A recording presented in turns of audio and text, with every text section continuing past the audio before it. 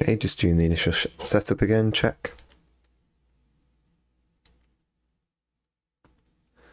Checking sound.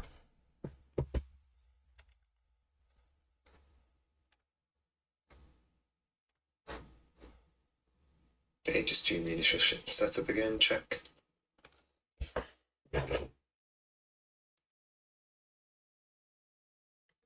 We're all good. What timer? 2 hours.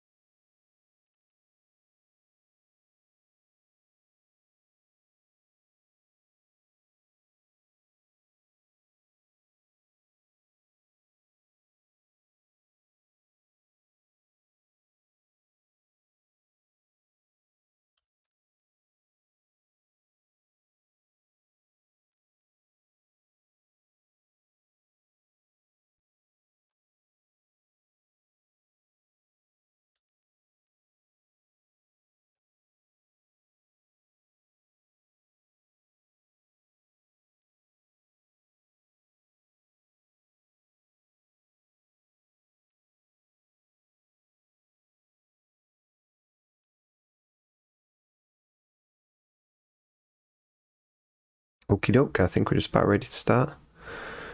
So, get the window share up. Okay.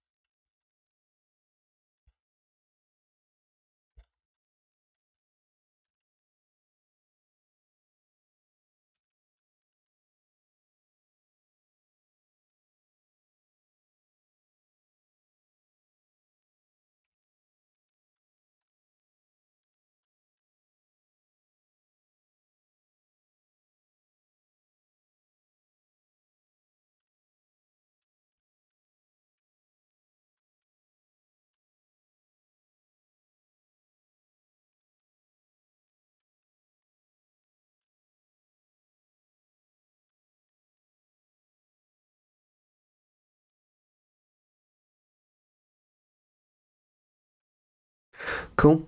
Let me just check sound one more time. I'm pretty sure I checked it, but one more time. I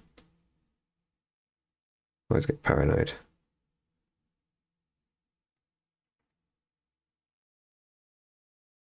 Sound. Cool. Yeah, sound is there. Right. Off we go. Not gonna mess any time. Mess around with any time. So we basically we're back with Boot.dev again. Yesterday we got through a whole bunch of chapters. We got through the first 5 chapters, and in the next 2 hours I'm hoping we get through at least another 5. I think some of these ones are quite long, so we'll see how we do with these ones. They might be a little bit short, might be a little bit quick to get through, but we'll see. Right, let's get cracking. Let us know if you're enjoying watching, if you're thinking about signing up for Boot.dev, vote in the poll, have fun, and yeah, let's get cracking. So we're on chapter 6, computing, Python numbers, and this is the first course. I think it's just like the learning Python one, it's called Learn to Code in Python. Yeah, so this is one we're on. So we're on to Python numbers under computing. Python numbers. In Python, numbers without a decimal point are called integers, just like they are in mathematics. Integers are simple whole numbers, positive or negative. For example, 3 and -3 are both examples of integers. Arithmetic can be performed as you might expect. 2 + 1 is 3. Subtraction. multiplication, division, a float. This one is actually a bit different. Division on two integers will actually produce a float. A float is, as you may have guessed, the number type that allows for decimal values. Assignment. Complete the missing semicolons, missing sections in the calculate damage function. Fix the total damage variable so that it contains the sum of all the weapons and spells damages values. Calculate damage, so all the weapons and spell damage values. Fix the average damage variable so it contains the average of the combined weapon and spell damage. So the sum, so sword plus arrow, arrow plus spear plus dagger plus fireball, and it's just the sum, and then average damage variable, so it contains the average of the combined weapons and spell damage. So it's just going to be total damage divided by how many are there? 1, 2, 3, 4, 5 things. We'll run it just to check. 2 passed. We'll submit.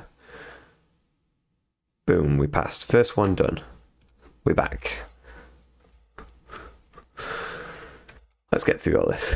Numbers review. That was it. Numbers review. Integers. In Python, numbers without decimal points are called integers. Integers are simply whole numbers, positive or negative. For example, 3 and -3 are both examples of integers. A float is, if you may have guessed, a number with type below decimal values. So boop and boop are numerical types in Python. Integers and floats. Whee! And oh no, video. I've not got my headset. Hold on. Let me get my headset.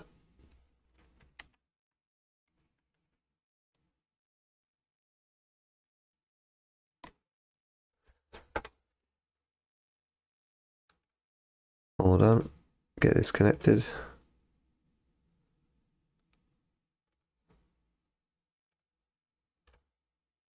There we go. Sorted.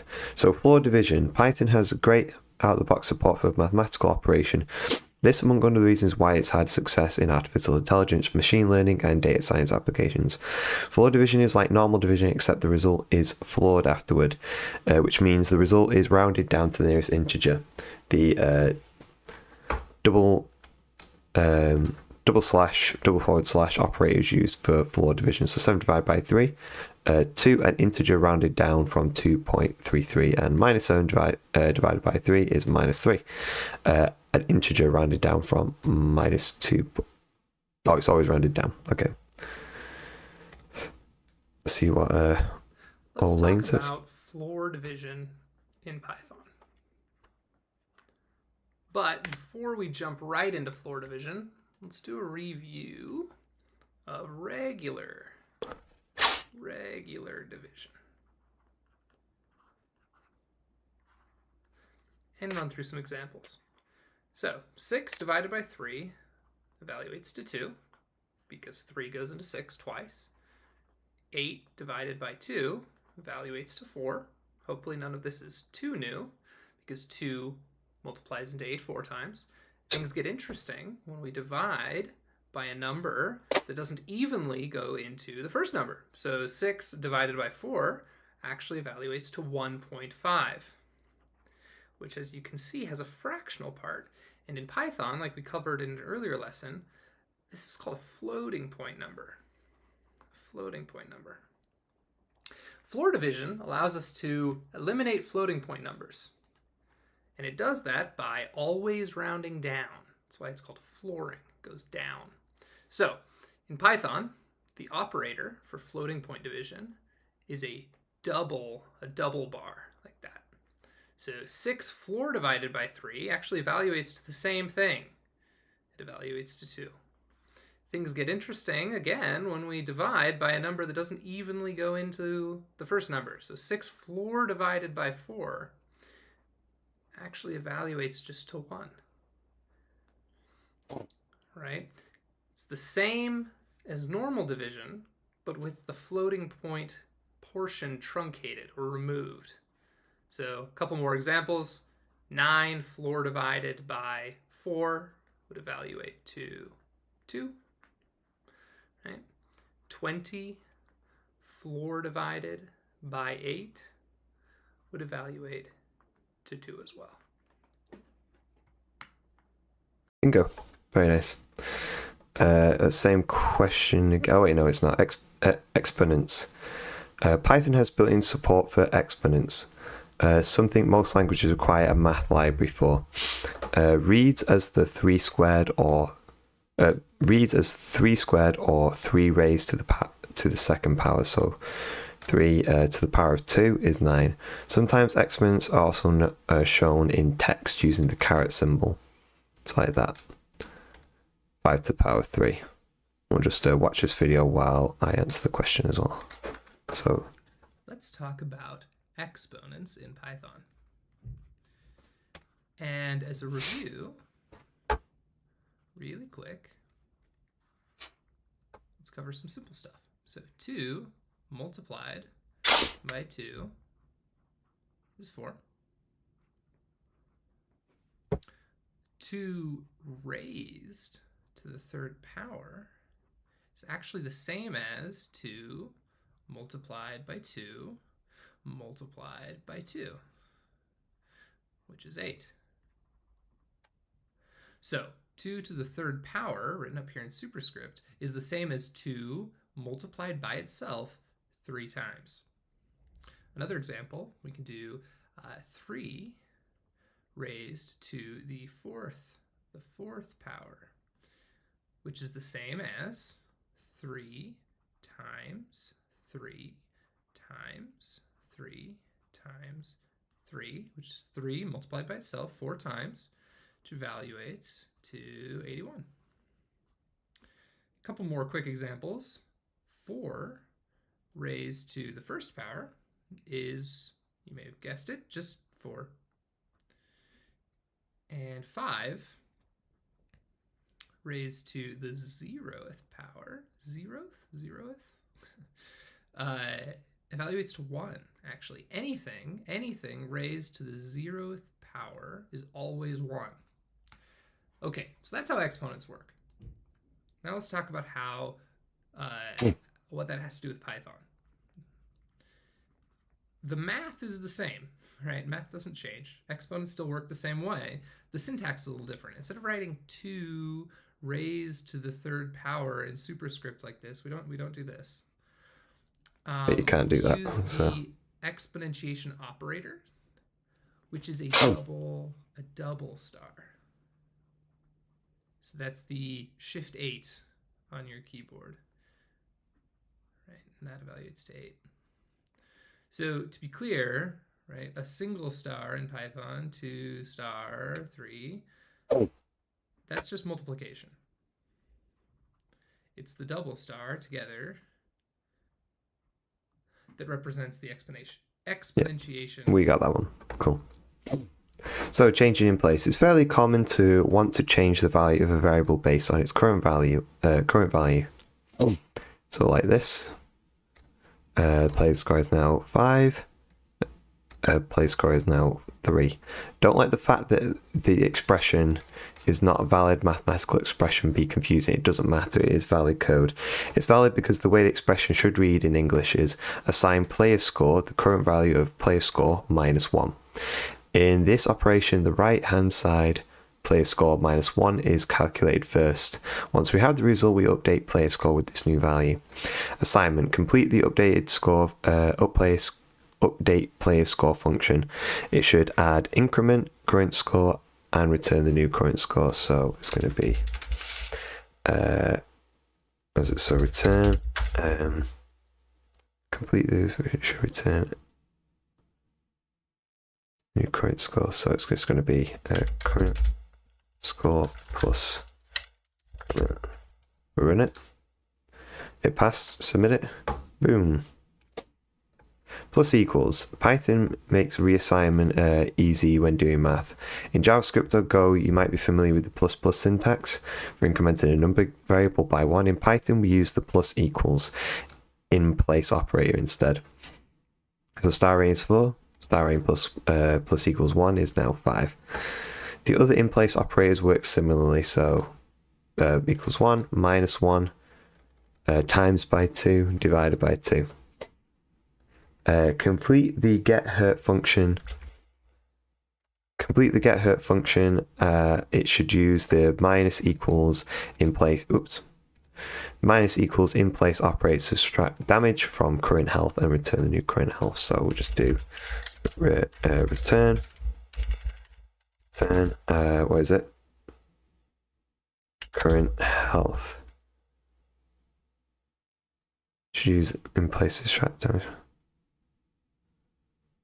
Current well. Okay, we'll do current health. And he wants to use this, so minus equals damage and return current health. Read it, passes those two, submit it, bingo. Scientific notation. As we covered earlier, a float is a positive or negative number with a fractional part. You can add the letter E or E followed by a positive or negative integer to specify that you're using scientific notation. Prints 16,000 with a 0.0 at the end, and then 7.1 E minus 2 prints 0.071. If you're not familiar with scientific notation, it's a way of expressing numbers that are too large or too small to conveniently write normally. In a nutshell, the number following the E specifies how many places to move the decimal to the right for a positive number or to the left for a negative number.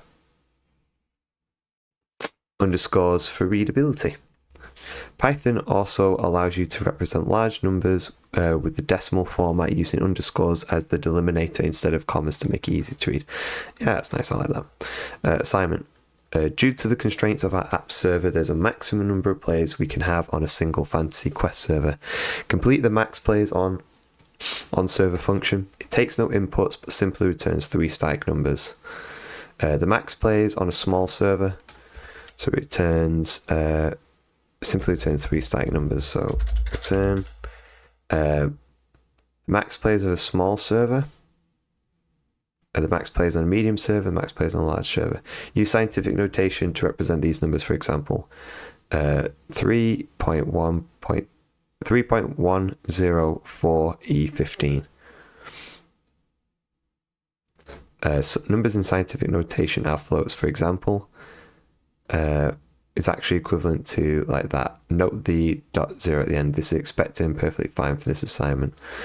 So if we return small, so it's going to be 0.024 E, and then how many thingy places? So 3, 6, 9, 12, 15, but also 18 because we're thinking it back. So 18, and then medium's going to be we'll do 10.2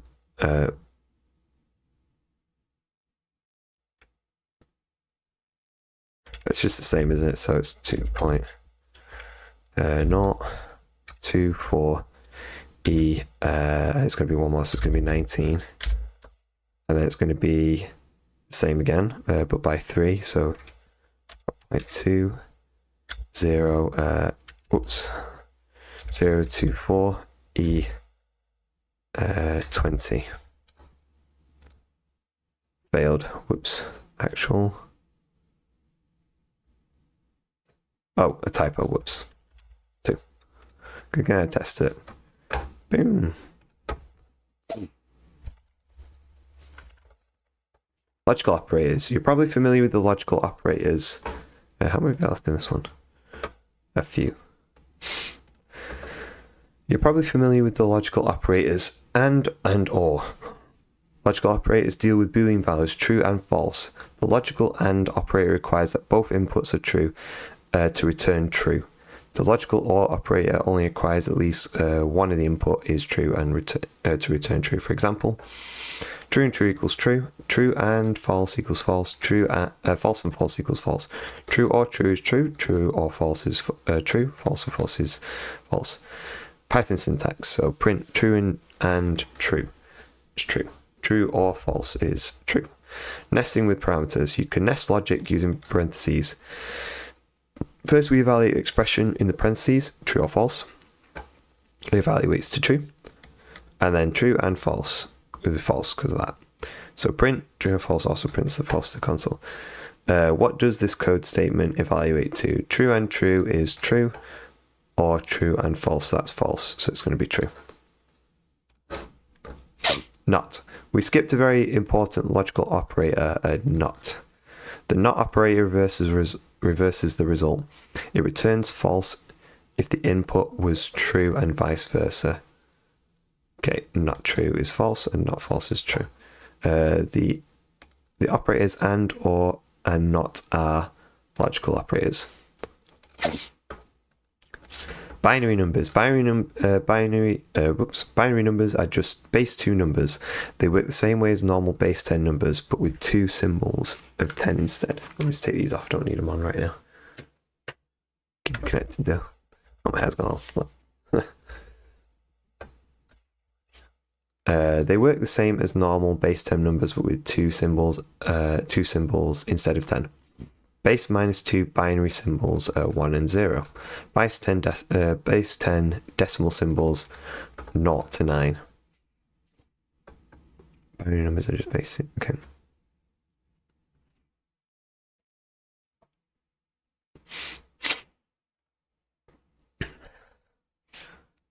Each 1 in a binary number represents an even greater multiple of 2. In a 4-digit number, this means that you have 8. That means you have the 8's place, the 4's place, the 2's place, and the 1's place. So, all right. 1, 2, 4, 8, 16, 32, 64, 128.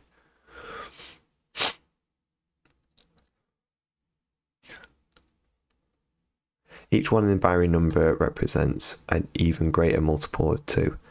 In a 4-digit number, that means you have the 8's place, the 100's place, and the 10's place, and the 1's place.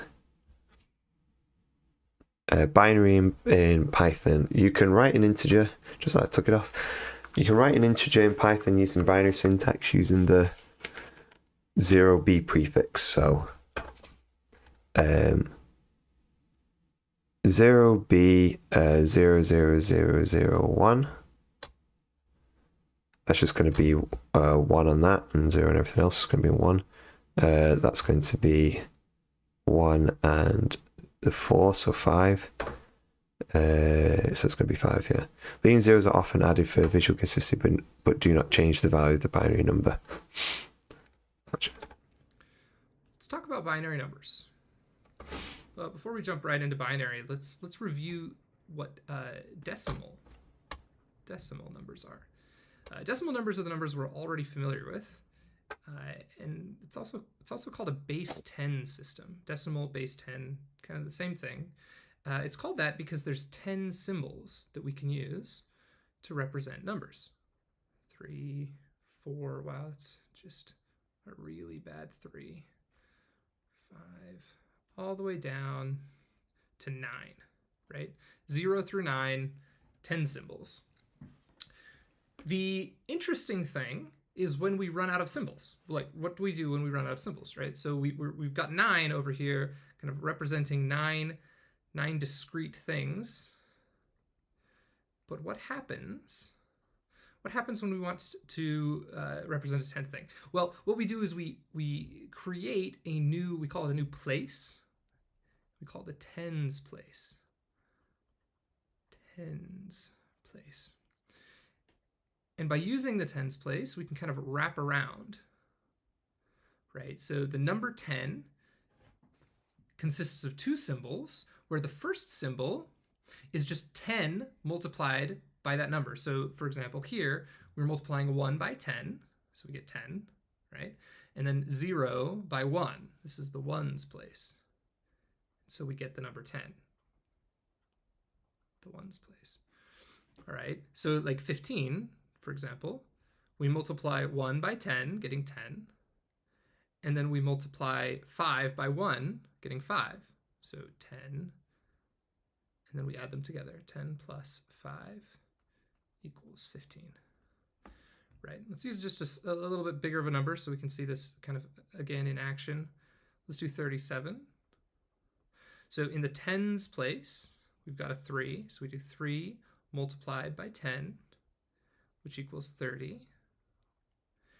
We've got 7 in the ones place multiplied by 1, which equals 7. And then we add those together. We add 30 and 7 together to get 37. 4 humped 3 is killing me. 37. All right, last example in decimal. Let's do an even bigger number. Let's go up into the hundreds place. So 266. So this is now the hundreds place. So we multiply 2 times 100 to get to equal 200. We multiply 6 by 10 to get 60. We multiply 6 by 1 to get 6. And again, they add up to 266. Okay, so that's how decimal works. Now let's jump over into binary. So binary is really not that different. Binary is a base 2 system. You may have heard that computers talk in ones and zeros. That's because they talk in binary. So there's only 2 symbols in binary. There's a 0 and a 1. So again, the interesting problem in binary is what happens when we run out of symbols. So, 0 represents nothing. 1 represents one thing. How do we represent 2 things?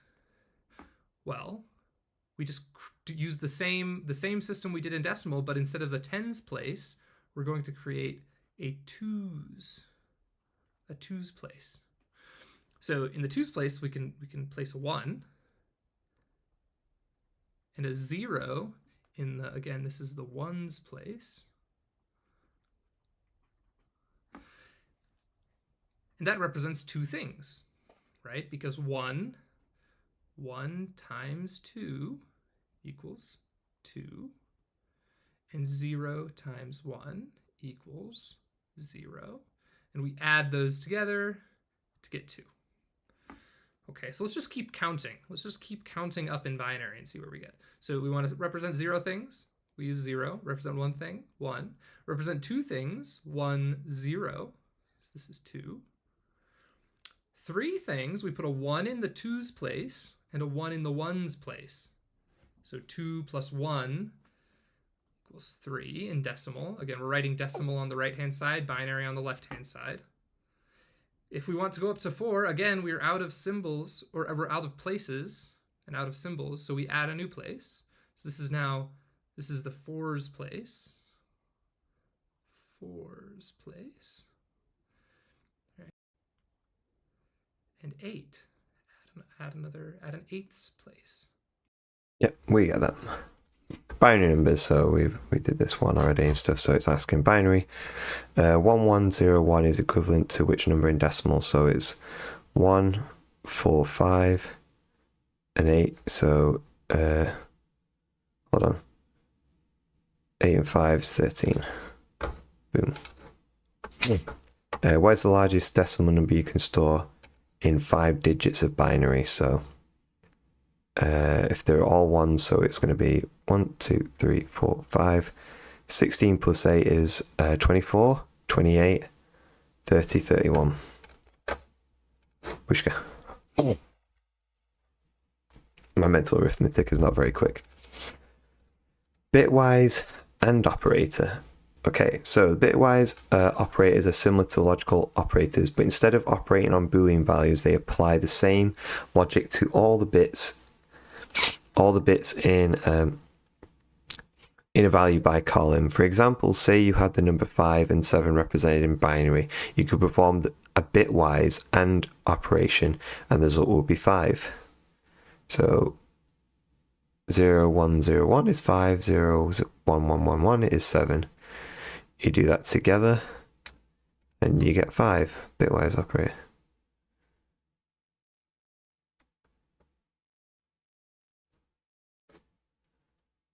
Okay. A 1 in binary is the same as true, while 0 is false. So really, a bitwise operation is just a bunch of logical operations that are completed in tandem by columns. So 0 and 0 is 0, 0 and 1 is 1, and 0, 1 and 0 is 0. Ampersand is the bitwise AND operator in Python. AND is the same is the name of the bitwise operation, while ampersand AND is for the symbol for that operation. For example, 5 and 7 equals 5. 5 and 2 equals 0. Yeah, because none of those 1s and 0s match up. Well, sorry, no, the 1s match up on the inside, so all becomes 0s, which is 0. Binary notation, like that meme at the bottom. Binary notation. When writing a number in binary, the prefix 0b is used to indicate that what follows is a binary number. 0b10 is 2 in binary, but 10 without the 0b prefix is simply 10. So 0b 0101 is 5, 0b 0111 is 7. Putting it together, so that equals 5, binary 5, binary 7, binary 5, binary 7 is 7. Oh, it's got a bit of a chunky stuff on it. Yeah, towards the end, I guess, though, so let's just have a look at this. So in modern web development, it can feel like bitwise operators are the kind of low-level primitives that only Arch users and Torvalds himself use, but that's only partially true. Bitwise operations are used all the time to build authorization systems, squeeze data into tight places for optimal storage, and ensure your network communications are error-free. Before diving into the bitwise AND operator, let's have a quick refresher on the logical AND operator. It operates on 2 Boolean or true-false inputs, and it only evaluates to true if both of its inputs are true. So for me to be a tall, handsome person, I need to be both tall and handsome, and as long as my mom is judging, I'm all set. Now, the bitwise AND operator is just like the logical AND operator, but it works with binary numbers. The binary digit 1 is the logical true, and 0 is false.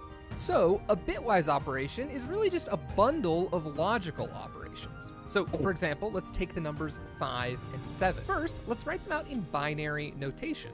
Then, we'll just do an AND operation on each bit individually and build a resulting binary number. It's important to understand that a binary AND operation will always reduce the total number of 1s in the output, which is why it's called masking or filtering. For example, if I have a large, seemingly random binary number, I can mask it with a number that has trailing zeros. And that just means that I only want to keep the first half of the original number and zero out the rest. I really hope this explanation helped. Please like the video and subscribe to the channel if it did. makes sense. I'm not sure what it's going to be, how I'd use it though and stuff in practice, but we'll see. We'll see. So guild permissions. Sometimes applications store user permissions as binary values. If I have 4 different permissions a user can have, then I can store that as a 4-digit binary number, and if a certain bit is present, I know the permission is enabled. This can be a lot more efficient than storing entire strings. Interesting. Let's pretend that we have 4 permissions related to guild in Fantasy Quest. Guild is just a fancy video game word for team. So can create guild, leftmost bit.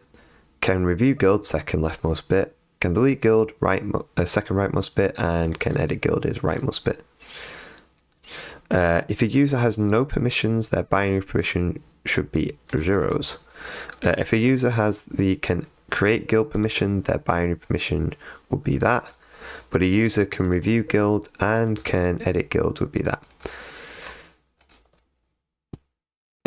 Check for say, to check for say, The can review guild permission, we can perform a bitwise and operation on the user's permissions and the enabled can review guild bit that.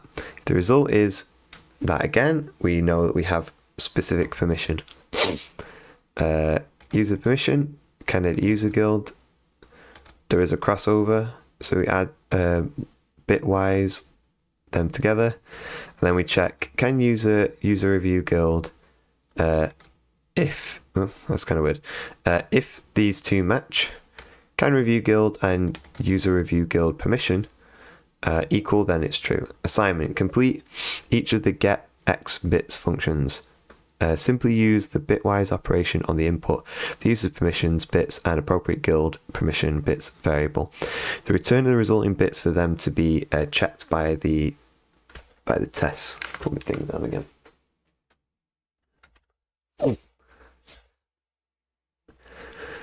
Four values can be provided. Use the appropriate one for each function. Blah blah blah blah.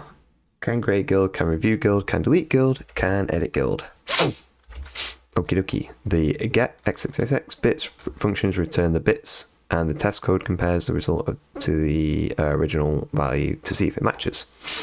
Okay, so get create bits. So it gives the user permissions, and we return the thing and stuff. So,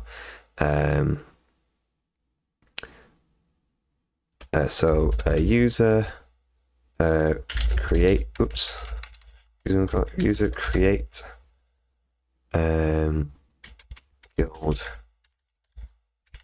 Guild permission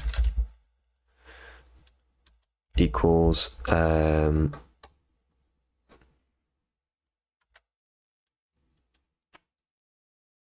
it's going to be user permissions bitwise, and then it can create guild, and then we're going to return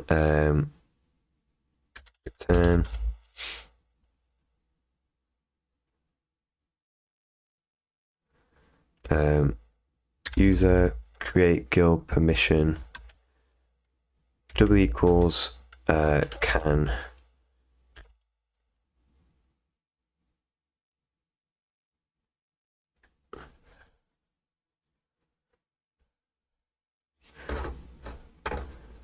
can create guild.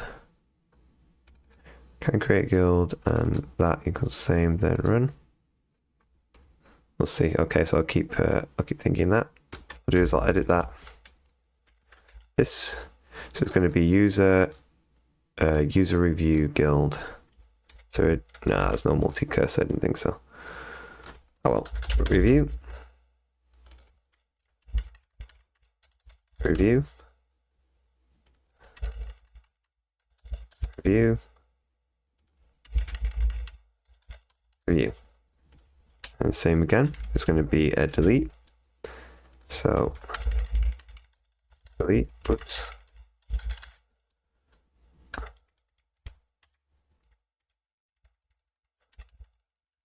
Delete.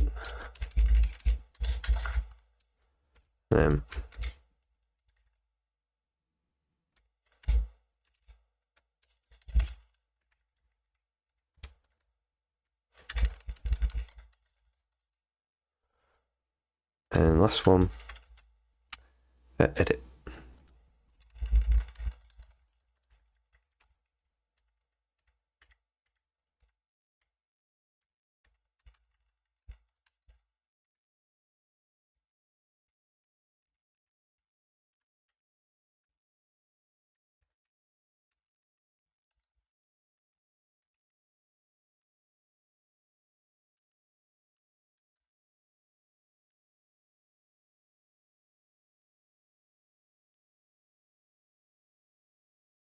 Oh, lost connection to the server. Don't see anything wrong. I'll check. Let me just copy all this in case it goes away.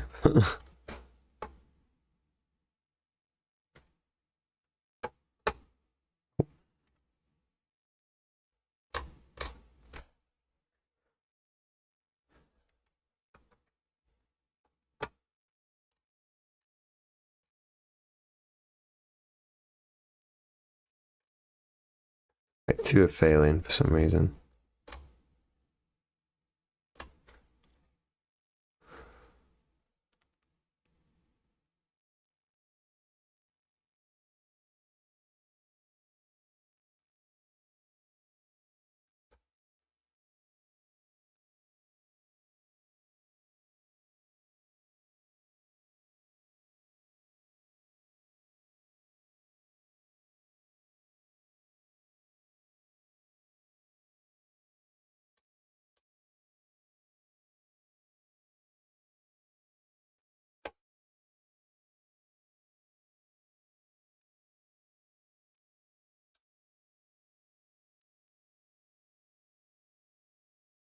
It's simpler than that. I kind of messed it up.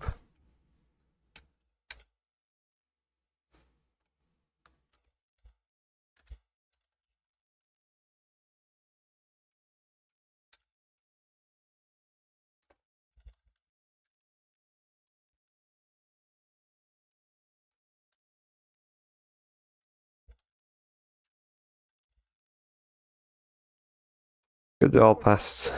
Nice, all passed. Yay! Bitwise pipe operator. As you may have guessed, the bitwise OR operators are similar to the bitwise AND operator in that it works on binary rather than Boolean values. However, the bitwise OR operators ORs the bits together, for example, is 5, is 7, is 1, 3, 7. So 1, yeah, we get this. So a 1 in binary is the same as true while 0 is false. So a bitwise operator is just a bunch of logical operations that are completed in tandem. When 2 binary numbers are ORed together, the result has a 1 in place whenever either of the input numbers is 1 in that place. Pipe is the bitwise OR operator, so 5 or 7 is 7, 5 or 2 is 7 as well. 5 is 2 and that, yep. So guild permissions. Guild has team 2-4 members. Here are the guild specific permissions. Can invite, leftmost bit. Can kick, second leftmost bit. Second rightmost bit is can enter dungeon. Can surrender is rightmost bit. When players are in a guild together, they all gain the permission of all the other members of the guild.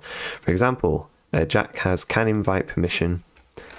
Jill has can kick permission. Then when they apply together, they should both have the can invite, can kick permissions. Complete the calculate guild perms function. It takes as input 4 binary numbers representing the separate permissions of each member of the guild. Glorfindel, Galadriel, Elendil, and Elrond. I recognise those names. It should return a single binary number that represents the combined permissions of all member guilds. Use a series of OR operators to calculate the superset of all membership permissions. What's superset?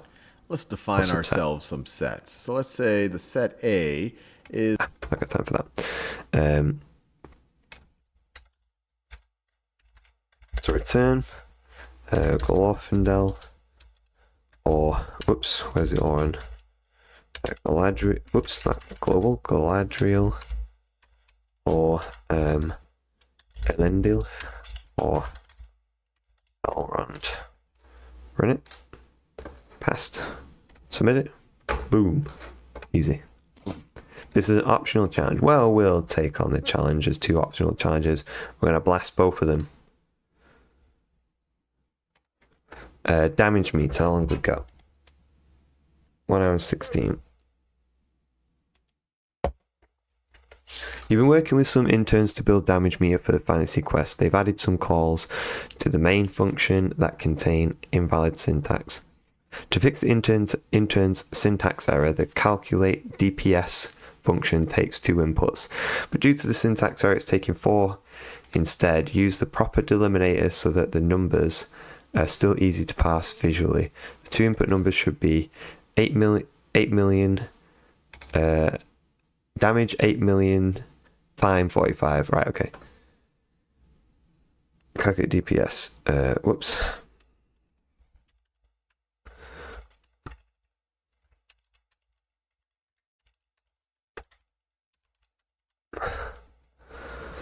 So we're in that. I think that's right.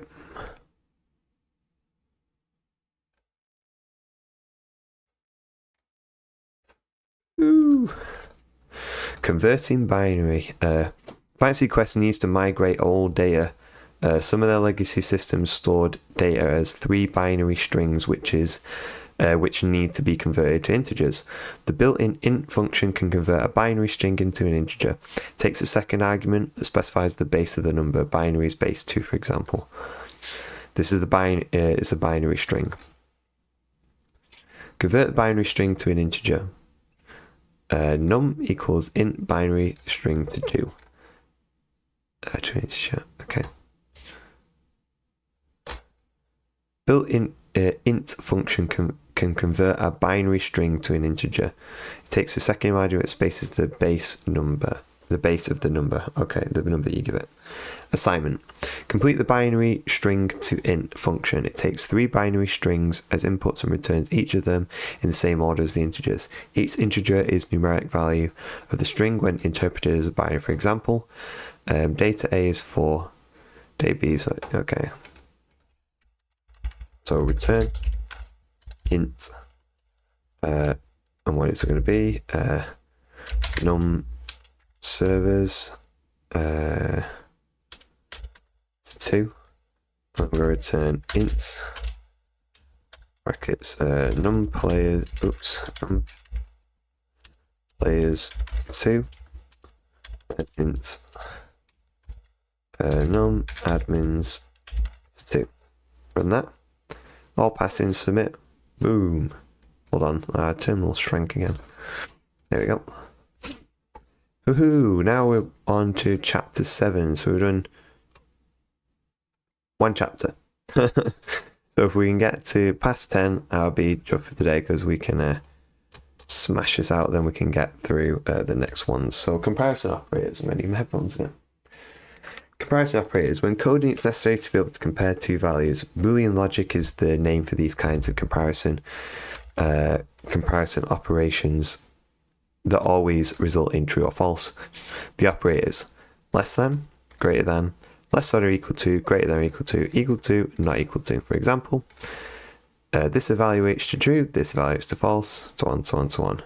Easy peasy. Comparing 2 values is such a fundamental part of writing code. Every day when you log into a website, you enter a password, and that password needs to be compared against the password that you entered when you signed up for the site however many months before. If the passwords are the same, obviously you'll be granted access, and if the passwords are different, then you'll be given some sort of error message. Comparison operators are the bits of code that allow us to do these comparisons between 2 values.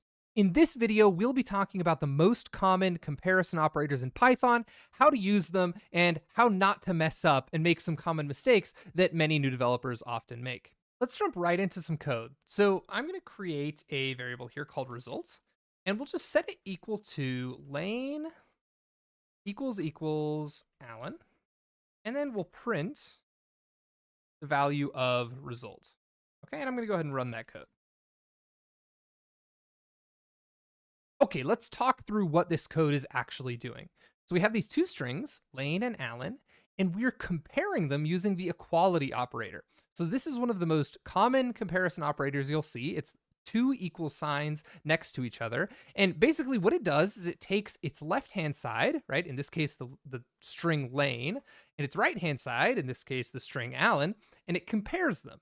If they're the same, then the entire expression evaluates to true. It becomes the Boolean value true, right? If they're not the same, then it becomes the Boolean value false. So in this case, they're not the same. So this expression evaluated to false, and that was saved in the variable called result. And then we printed the variable result to the console, and we saw, let me do it again really quick. And we saw that false was printed. So let's change it up. We'll do lane equals lane. Go ahead and run that. And now I get true, as you probably expected. Now here's a place where sometimes people get tripped up. If we change this capital L to a lowercase l and run it again, think in your mind, what do you expect will happen? And we'll see if you're right. False, right? In code, capitalization matters. These strings are not the same because a capital L is not the same character as a lowercase l. all of the primitive types in Python support this operator. So for example, we could change these to numbers. We could do 1 equals 1 and run that. And we get true, change it to a 2, and we get false, right? So it works with numbers, it works with strings, it works with raw Boolean values, right? So true equals true, that's true. True equals false, that's false, right? So all of the native types in Python kind of out of the box support the equality operator. Another common operator you'll see is the not equals operator. Right? So this is just the opposite of equals. If these two things, right, the left-hand side and the right-hand side are not the same, then the expression will evaluate to true, right? So if I have true does not equal false, and I run that, then we get true, right? You can think of it as just the complete inverse of the equality operator. Another super common pitfall that gets some people is mixing up these two operators. So we've been over how the double equals sign is the equality operator, right? Both characters together form an operator, and that operator is the equality operator. We've been over how it works. The assignment operator is this one over here on the left. It's the single equal sign, and they mean very different things. The assignment operator is very simple, right? We can create a new variable. Let's call it name. And the assignment operator, right, this one right here, just says, I'm going to take whatever's on my right-hand side, in this case, the string lane, and I'm going to assign it into that variable, effectively setting the value of the variable to whatever was on the right-hand side. The equality operator, on the other hand, doesn't do any setting. It doesn't do any creating of new variables. That's what the assignment operator is doing, right? The comparison operator, all it does is it takes a look at its left-hand side and its right-hand side, and if they're both the same, it evaluates to the value true. So we're going to go really step-by-step here. I'm going to simplify this code, and let's go step-by-step and look at how the Python interpreter evaluates these operators. So first, it's going to start on line 1, and it's going to see, okay, we have a new variable called result. What value do I need to save into result? And the reason it knows it needs to save a value into the variable result is because we're using this assignment operator here. So it goes over to the right-hand side, and it says, oh, I don't just have a value here, like the string lane or a Boolean value, right? I have an expression. So first, I need to evaluate that expression. And whatever that expression evaluates to is what will go into the result variable. So it goes and evaluates this expression. True equals false. Are they the same, right? They're not the same. So this expression evaluates to false. Great. Now the Python interpreter has a single value that it can save into the result variable. And it can move on to the next line where it just prints the value. There are a few more operators to cover. Particularly when we're working with numbers, we'll very often see the less than, greater than operators as well. So for example, results, we could do 5 is less than 6. Think to yourself, what do you think that will evaluate to? We'll go ahead and run it. That one's true, right? We can do 7 is less than 6. I think that will evaluate to, right? It's false. 7 is greater than 6. We also have less than or equal to. You'll see this one fairly often. Right? So with 7 and 6, we get false, but 6 is less than or equal to 6, we'll get true. I want to leave you with one last piece of advice as you're learning to code. Do not be afraid to add print statements to your code, right? Your code might be 10 lines long, and at each point in your program, it can be hard to know exactly what's happening, right? You think you've written it all correctly, but clearly something isn't working. Don't be afraid to go add print statements into the middle of the code and check at each step, is this variable really what I... We got that. So, comparison operator evaluations. When a comparison happens, the result of the comparison is just a Boolean value. It's either true or false. Take the following two examples. Is bigger equals true. In both of the above cases, we're creating a Boolean variable called isBigger with a value of true. Because 5 is greater than 4 is bigger is assigned to the value of true. Assignment.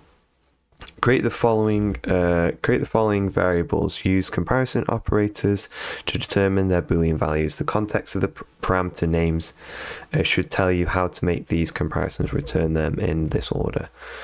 Is Mustang Edward the same?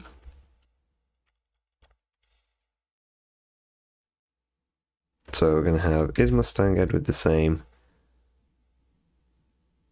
So that's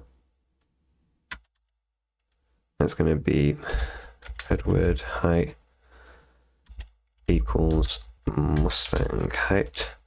Then we're going to have, is Alphonse Edward the same? Alphonse height equals what was it? Edward height the same, and then is Winry equals Winry height equals Alphonse height. The return is Mustang Edward same, and is underscore Alphonse Edward the same, and then is Winry. So we run it, it passed, we submit it, boo. Comparison practice. So assignment, complete the can withstand below function. It should return true if the hero's armor is greater than or equal to the damage dealt by the enemy, and false otherwise. So we return if the hero's armor is greater than, so hero armor is greater than or equal to the enemy damage. Passed. Let me pass those. Okay, so if statements. Okay, do this. It's often useful to only execute code if a certain condition is met. So if do something, do some stuff here. Code after the if block may still run regardless. So definition of this block. So like this, and then this. Ganondorf. Ganondorf is alive. No way. Ganondorf is unalive. Oh, thank goodness. God, I was scared for a minute. If both health is greater than 0, then this will be printed. Ganondorf is alive. Otherwise, this will be printed. Ganondorf is unalive. Without a return in the if block, Ganondorf is unalive would always be printed. Yep. So if both health is greater than 0, is alive. Otherwise, unalive. This code could print both messages because there's no return statement. When you only want to code with an if block to run see the return to exit the function early. Complete assignment. Complete the print status function. If the player health, I don't edit below this line. So if the player health is 0, print dead to the console afterwards. So if player health, what was it? Equals equals 0. Then print, what was it? What do we say? We said we like double quotes. Is that right? Did. And then return. Otherwise, afterwards, whether or not the player is dead, print the check status complete. So print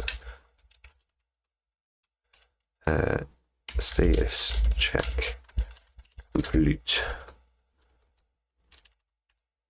So it passes those. We do that. If practice, remember you can use the double equals operator to check if two values are equal. For example, is equal 5 equals 5 is true. Assignment, complete check swords for army function. If the number of swords and the number of soldiers match, return the string correct amount. Otherwise, return the string incorrect amount. So if number of swords equals number of soldiers, then what was it?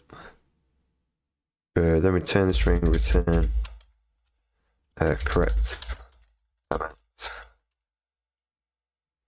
Otherwise, return in incorrect amount. Run. Oh, missed the colon. Whoops. Bingo. Happy days, oh happy days, oh happy days. If else. An if statement can be followed by 0 or more elif, which stands for else if statements. I would just prefer else. That has been kind of ugly. Anyway, which can be followed by 0 or 1 else statements. Oh, right. Okay, sorry. Else if. Yeah, that's my bad. Okay. Elif. Yeah, I'll take it. Else is fine. If the first the if statement is evaluated. If it's true, then the statement's body is executed and all the other else's are ignored. If the first if is false, then the next else is evaluated. Otherwise, likewise, if it's true, then the body is executed and the rest is ignored. If none of the if statements evaluate to true, the final else statement will be only one executed. So complete the player status function. If the player's health is less than or greater to 0, return the string. Otherwise, if it's less than or equal to 5, return the string. Otherwise, return the string. So like if, and what is it? So the first condition, complete function. If the player's health is less than or equal to 0, so health is less than or equal to 0, return id L if health. Otherwise, if it's less than or equal to 5, so less than or equal to 5, return injured, else return healthy. Pass those, submit. Booyaka. If else practice. So here are some basic rules with if else blocks. You can't have elif or an else without if. You can't have else without an elif. Oh, you can't just have. Oh, you can. Whoopsie daisy, I'm not reading properly. You can have an else without an elif. Remember to check if two variables are the same, use the double equals operator. Assignment. There is a bug in check high score function. Add the proper condition statement to fix the bug. If the names match, return the string. You are the highest scoring player.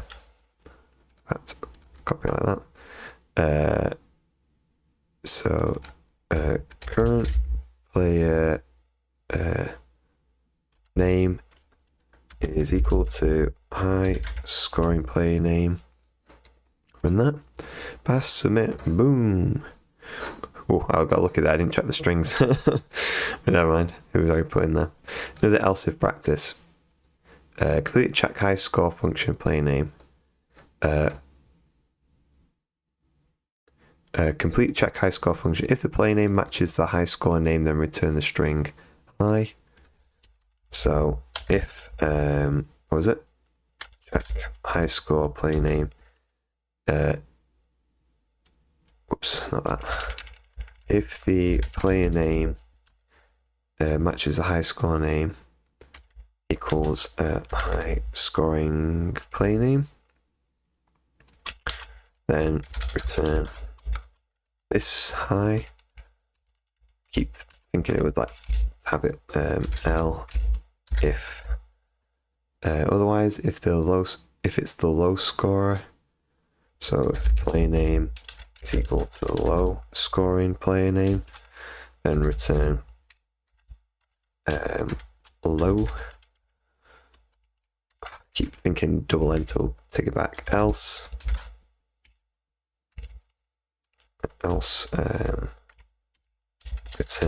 return neither.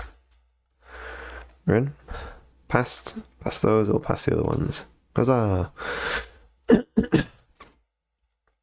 Getting through it.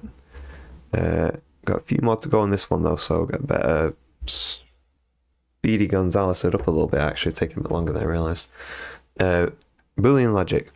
Boolean logic refers to logic dealing with Boolean true or false values. For example, dogs must have 4 legs and weigh less than 100 kilograms. Both conditions must be true. Cats are cool if they go faster than 200 miles per hour or if they are electric. Yeah, I guess so. At least one condition must be true. Someone's a cat person by the sounds of it. It's a dog person. Logical operators review. As we discussed earlier, logical operators and or can be used to perform Boolean logic. And review. The AND operator returns true if both conditions on either side evaluates to true. Yeah. So now let's go over the function evaluates the parameters num legs 4 and weight 99. So return 4 equals 4 and 99 is less than 100. So that is true and that is true. So returns true. Let's see how what would happen if 3 and 98 instead. So 3, that's going to be false and that's going to be true. And together is false or review. Yep, yeah, we kind of know this. Assignment. We need a way for our game to track whether a character's attack hits or misses. Complete the does attack hit function. The function should return. The function should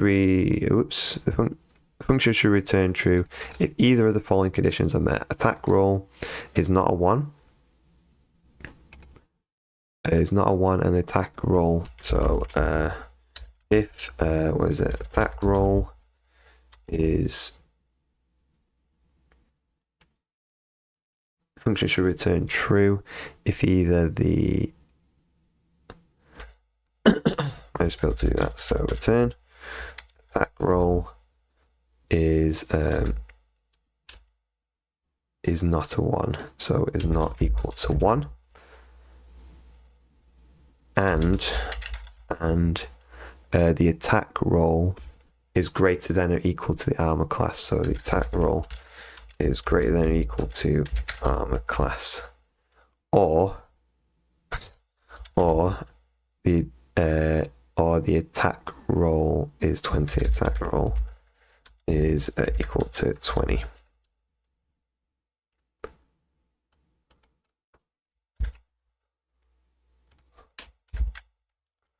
Otherwise, you should return false run that. Pass, go past the other ones.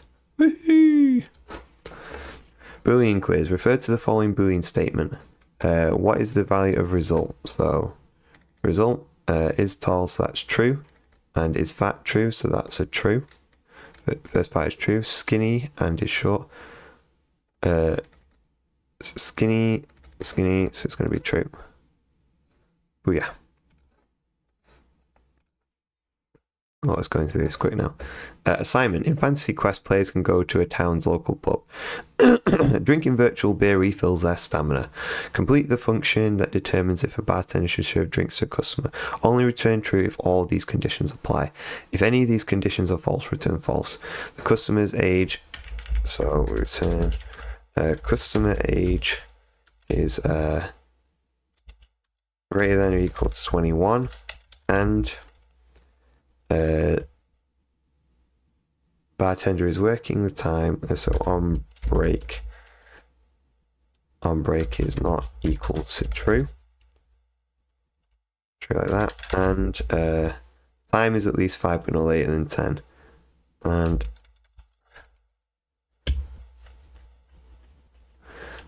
time is greater than 5, and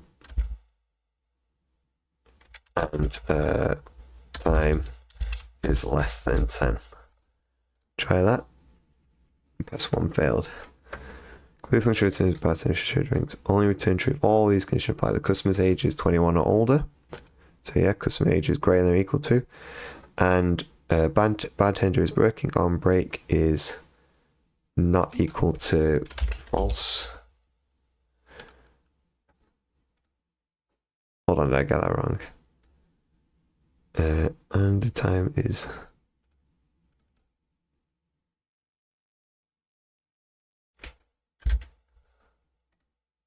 Hold on. On break is not equal to true. Customer age is greater than or equal to 21. 21 or older. the bartender is working, so on break, as long as and on break is equal to false, and the time is greater than 5 or but no later than 10.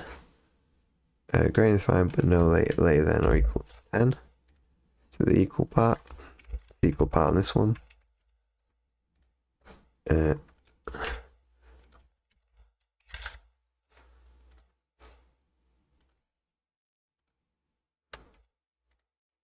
we go, it's probably the equals part. Oh no! Do that one. Oh, it's the edge cases. Is at least 5 but no later than 10. Alright, okay, I'll some points for that one. Never mind. The wording catches you out. You gotta be very careful with your requirements when you're writing Shizzle.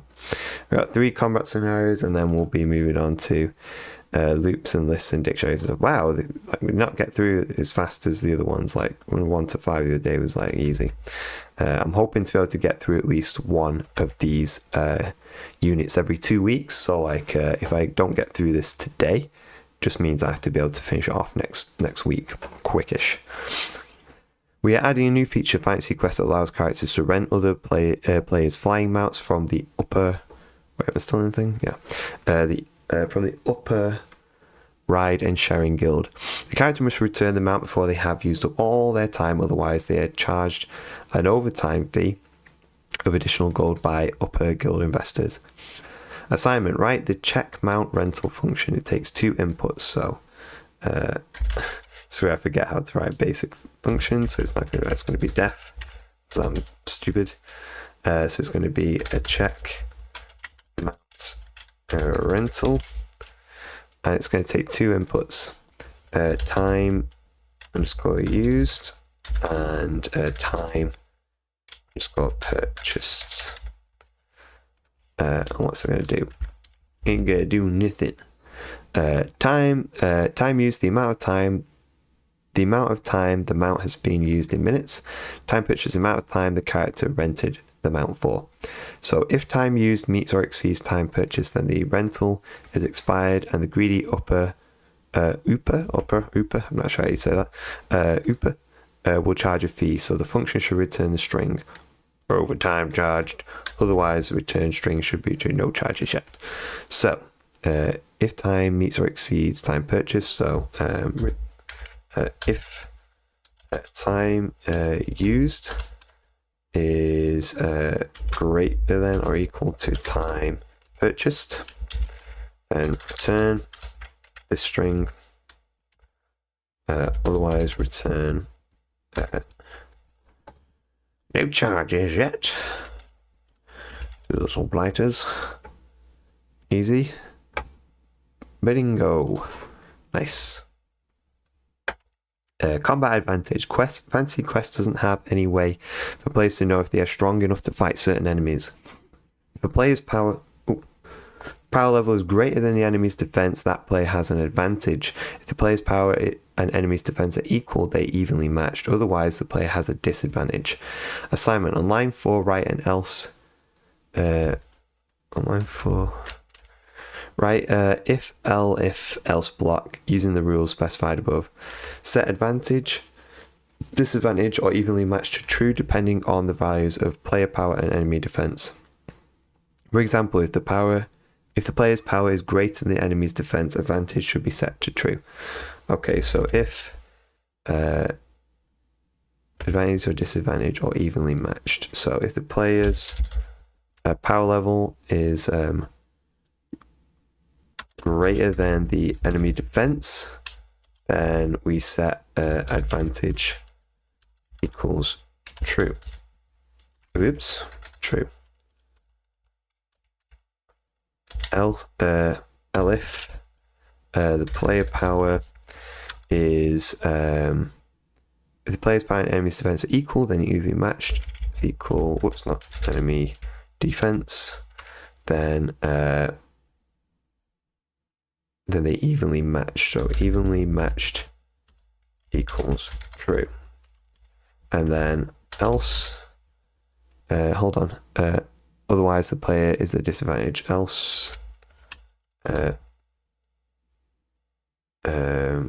disadvantage equals true.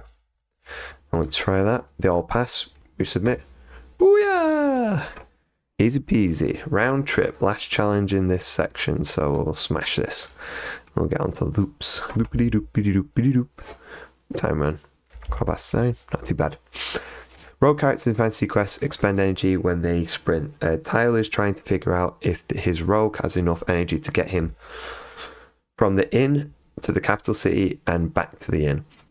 He needs to go to the capital to pay his yearly income tax, but wants to return to the inn because there's a complimentary continental breakfast.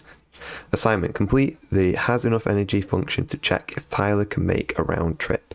The function takes integer distance 1 away, meters per energy, and energy points, and returns a Boolean.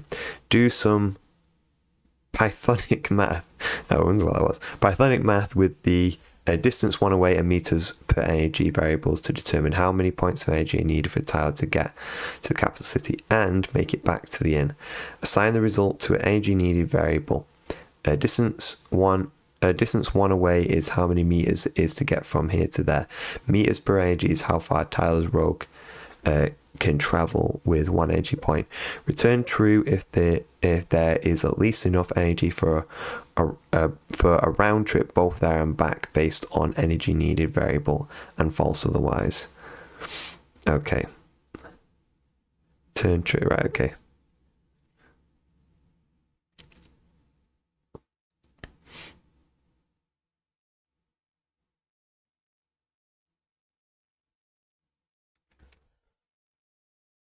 Turn true if there's at least energy for a round trip, both there and back, based on the energy needed. Otherwise, return false. So it'll just be if. I'm just going to kind of do this as like succinct as possible and stuff. So variables determine how many points of energy you need for Tyler to get back. So in fact, I'll do this. So like variables determine how many points of energy you need. Points needed for two-way trip. It's really long-winded, but I'm just going to do it. So energy available, distance meters per energy. So distance one way, energy available. So points needed for one way for two-way trip. So it's going to be meters per energy times distance one away. It's going to be times 2. And then it's going to be if how many points needed for energy to get to capacity and make it back to the end. Assign the result to an energy needed variable. Okay, energy needed variable. Distance one away is how many meters it is. Distance away when how many meters away it is to get from here to there. Meters per energy is how far Tyler's road can travel with 1 energy point. So energy available, meters per energy. Distance away. Hold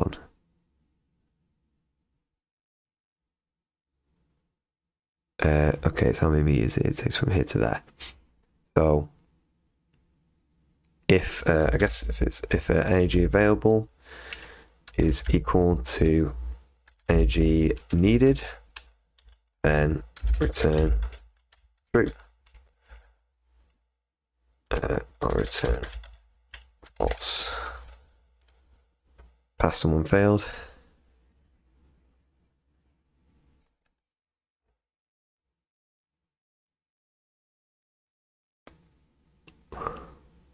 Oh, something greater than or equal to. If energy available is greater than or equal to energy needed, no, it's not quite. Meters per energy. Distance one way. How many meters to get from here to there? So it's going to be times that twice amount. So meters per energy equal to that.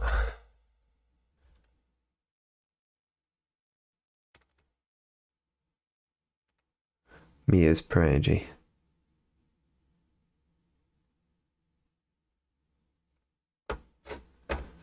variables determine how many points. Assign the with the distance one way and meters per energy variables to determine how many points of energy needed for a tile to get to and from the capital. So what's wrong with this?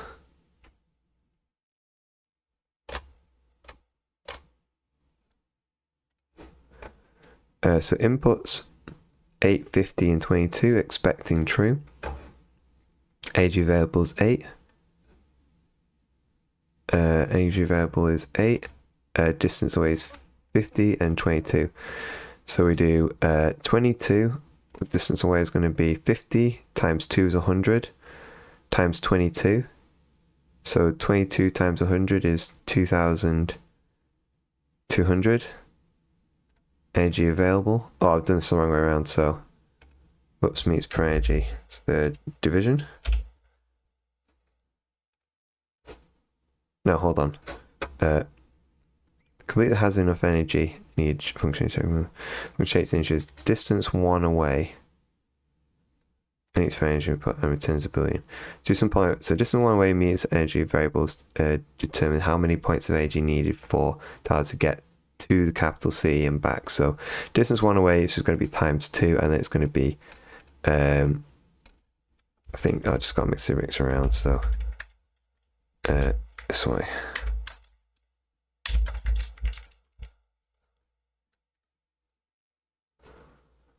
So that's going to be twice the difference divided by meters per energy.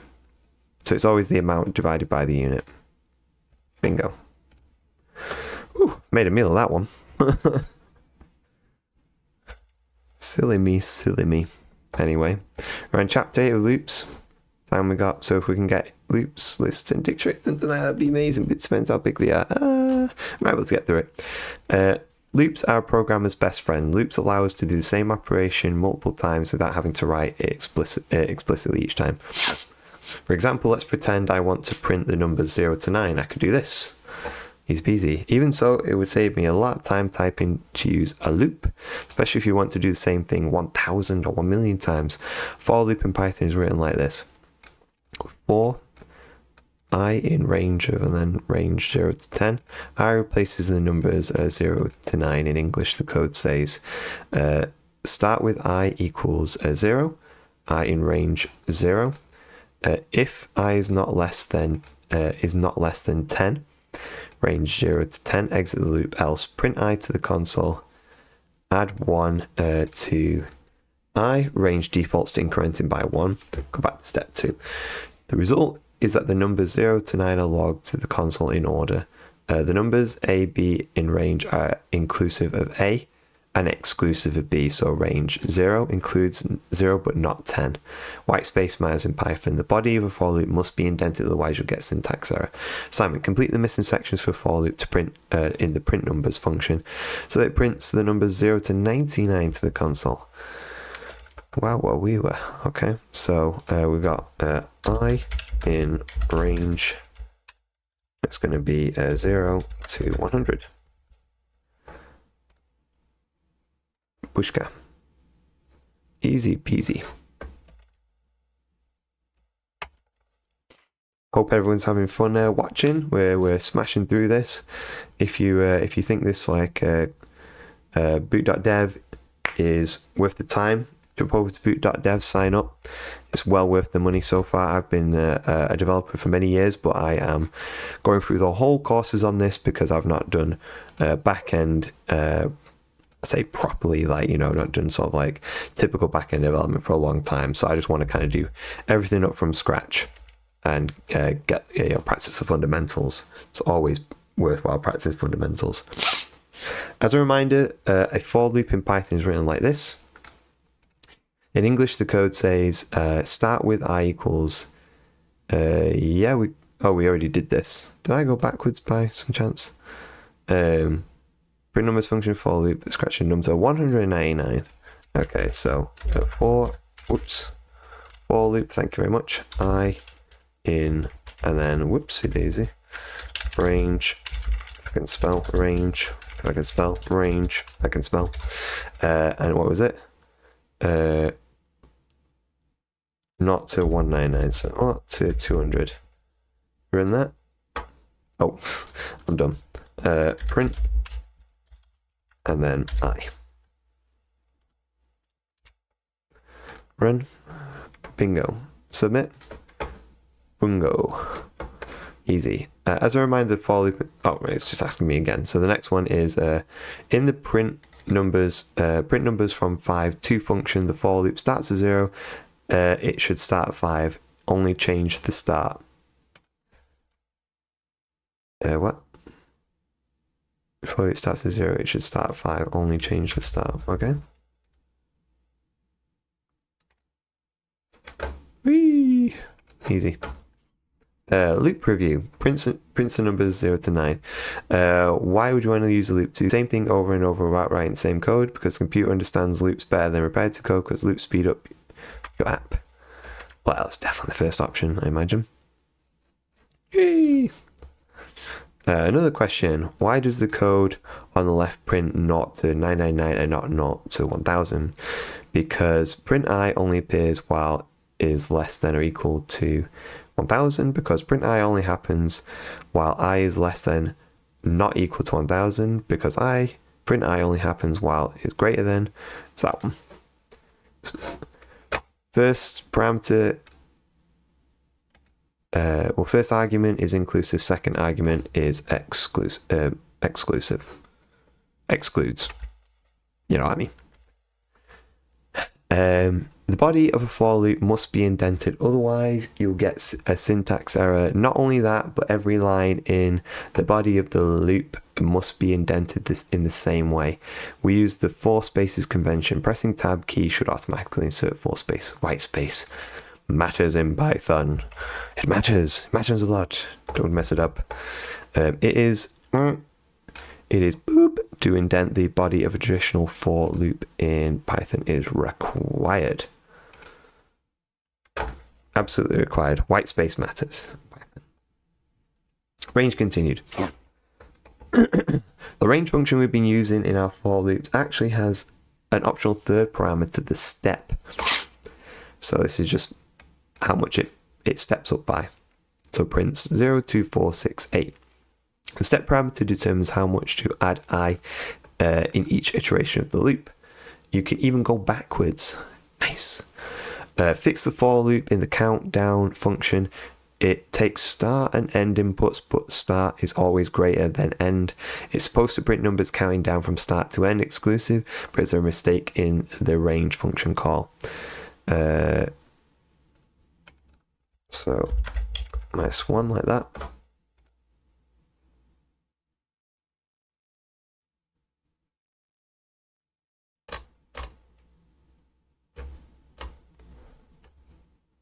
Yep, bingo, submit that. Just need a -1, step it backwards. Easy bees. We're getting through this. Sum game. Remember, you can use in-place operators to increase or decrease a variable by any amount.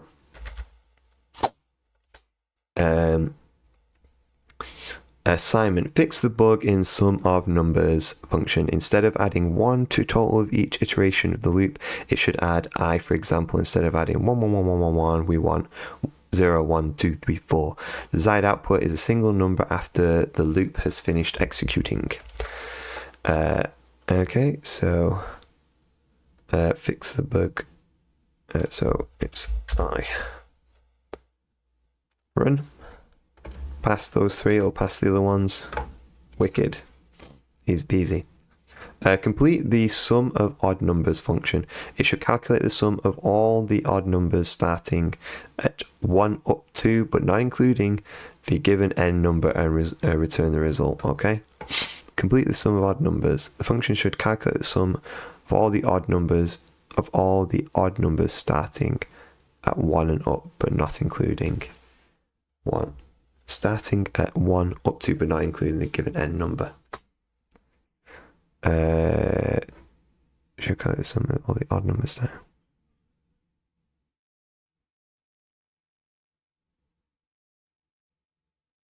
But not including the n number.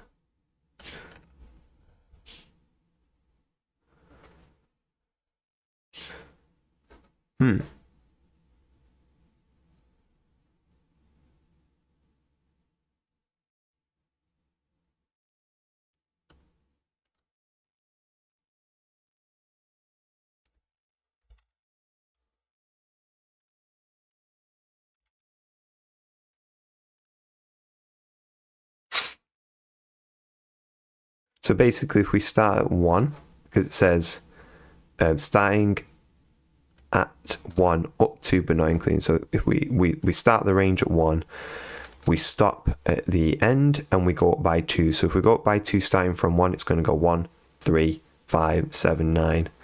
I was thinking he was going to have to do like some sort of multiplication, not multiplication, but like operation to check if it's an odd number. So there's no need for that. Every other number is an odd number, so we run that. Passed. Huzzah. Bit of a weird one, that. Could trip people up quite easily. So we're on to the... Oh no, we're not finished loops. I thought we were on to the next bit. Right. That's fine. Python has another type of loop, the while loop. It's a loop that continues while condition remains true. The syntax is simple. While, print this. It keeps going back around. The example above code is hard coded to continue forever. Create an infinite loop, typically a while loop condition comparison, or a variable that determines when the loop ends. So when number is less than 3. So in Fantasy Quest, player characters regenerate health when standing still while away from enemies. This means they will gain health but can't run from enemies that are coming towards them while regenerating. Complete the regenerate function while using a while loop. It takes current health, max health, and enemy distance integers. While regenerating health, a character gains 1 health each iteration until it reaches the max health amount. The enemy distance shortens by 2 for each iteration. If an enemy is at a distance of 3 or less from the character stops gaining health. Return the new current health after the thingy stops, after the regeneration stops. So we're going to have while, hold on one sec. While regenerating health, a character gains 1 health each iteration until it reaches max health. So we're going to do while max current health is not equal, well, it's like less than max health. Then we're going to do this. So the enemy distance shortens by 2 for each iteration.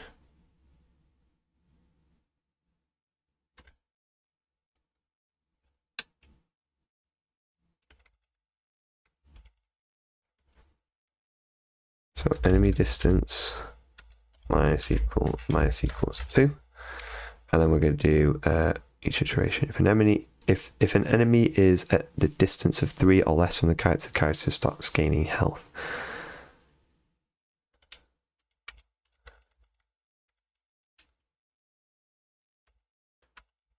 And then we're going to return current health. So do this. So if an enemy is at distance of 3 or less from the character stops gaining health. So if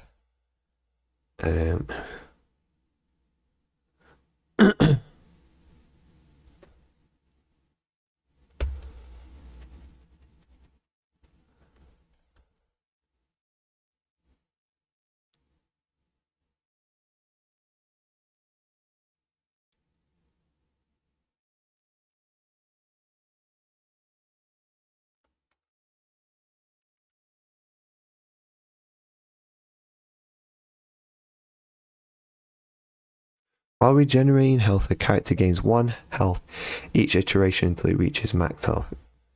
Is while it's less than max health, if the enemy distance is 3 or less than the character. So if the enemy distance is less than or equal to 3, then just return.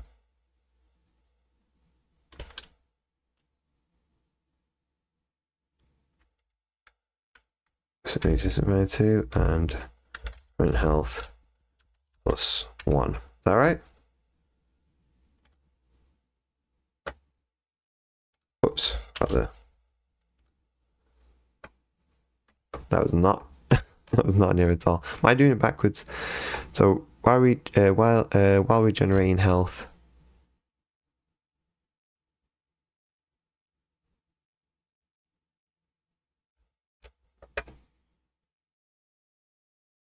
enemy distance shortens by 2 each generation.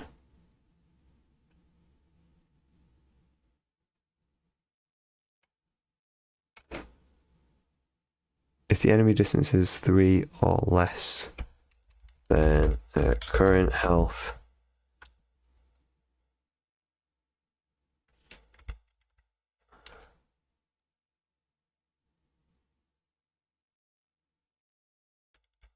if it's greater than 3, then current health plus equals 1.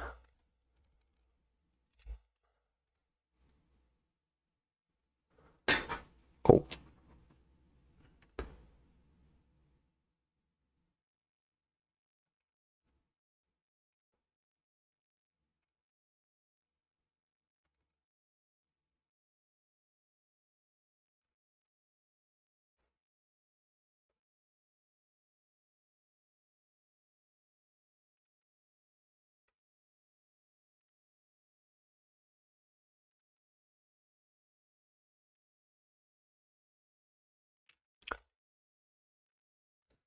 Got my fingers in a twist. Like, so while we generate health, so if the enemy distance is, if an enemy is at a distance of 3 or less from the character stops gaining health.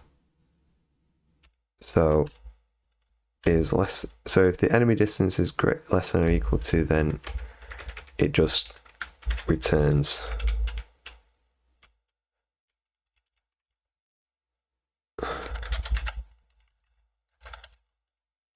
or else enemy distance is -2, shortens by -2, and current health is plus equals 1.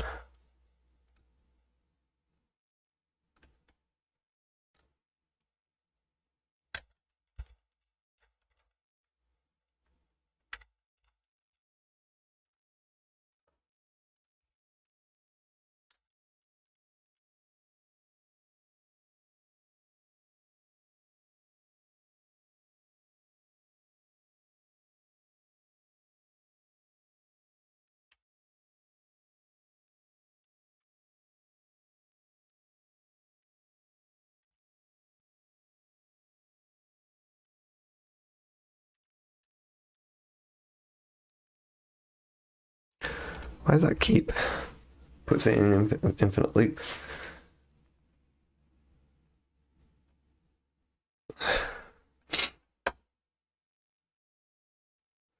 So while Giant Health gains 1 health each iteration until it reaches max health. The enemy shortens by 2 for each iteration. If an enemy is at a distance of 3 or less from the character stops gaining health. So the current. So you only get health added if the enemy distance is greater than is greater than 3, right? What am I missing here? I feel like I'm doing something really stupid and dumb.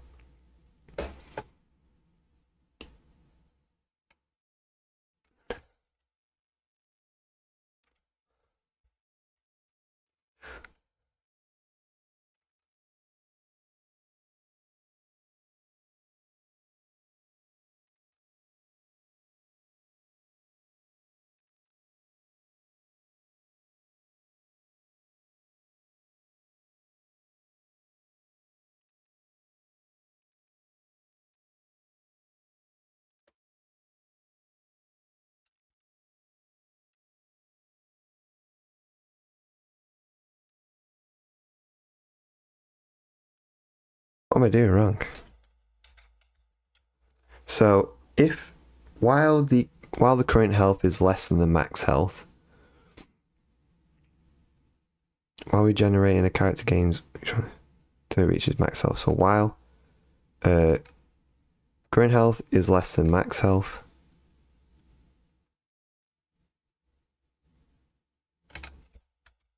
is not equal to max health. They're not equal. Enemy distance shortens by 2 each duration.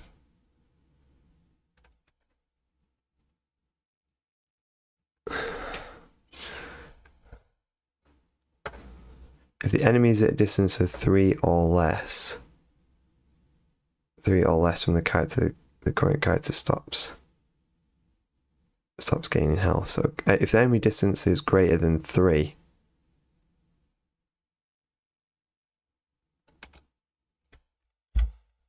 right?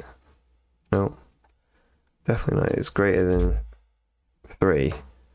Then we want to current health plus equal 1 and reduce the enemy distance. But maybe we don't want to reduce the enemy distance, so we do that.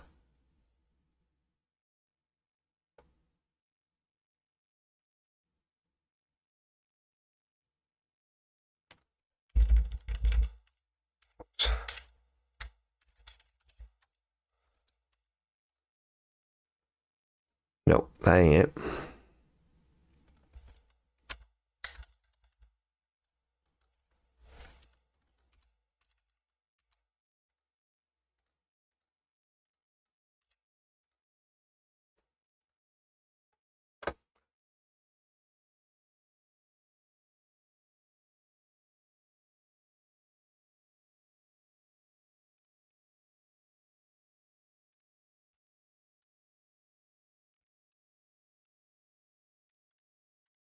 We're going to print enemy distance.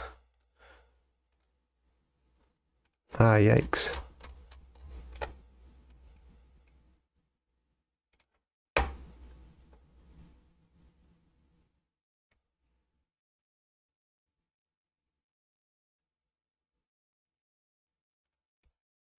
It's going to be current health, max health.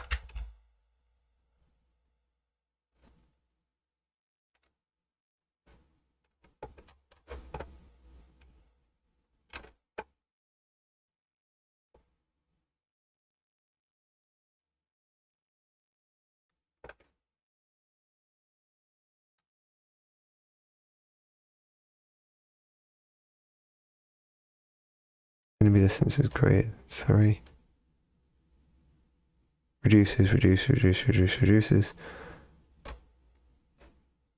Enemy distance, current health. There. It stops.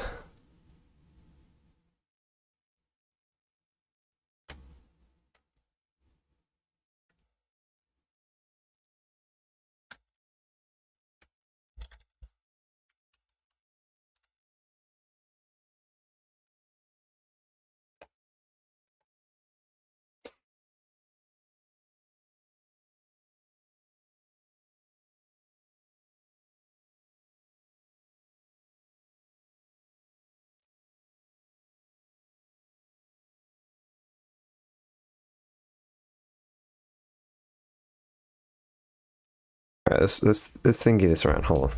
So,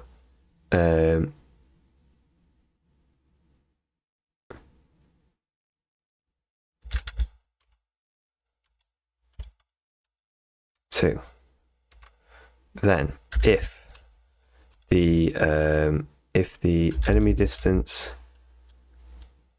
is less than 3, then if the enemy distance is greater than 3, then we do current health plus equals 1. Crap. What am I doing wrong here? Why am I just getting stuck on this? Current health equals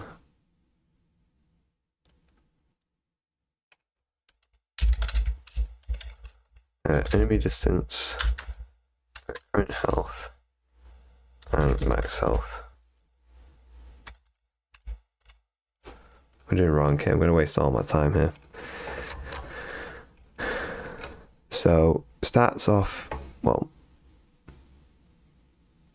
current health plus 1, 0, 1, 2, 3, 4, 5, 6, 7, 8, and then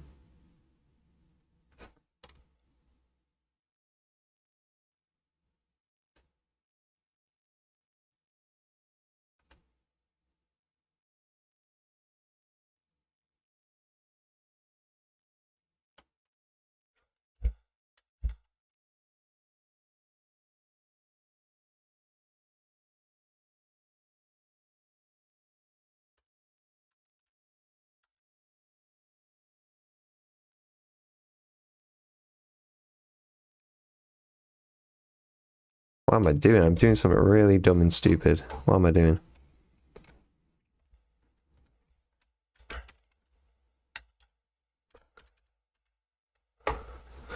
While current health is not equal to max health,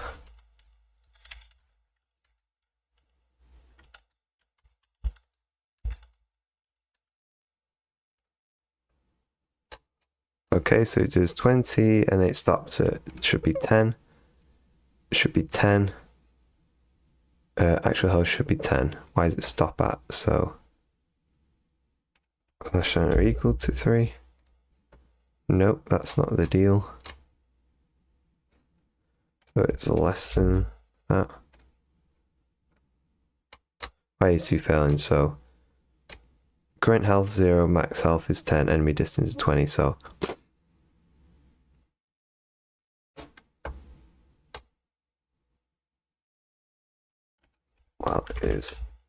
while current health is less than max health.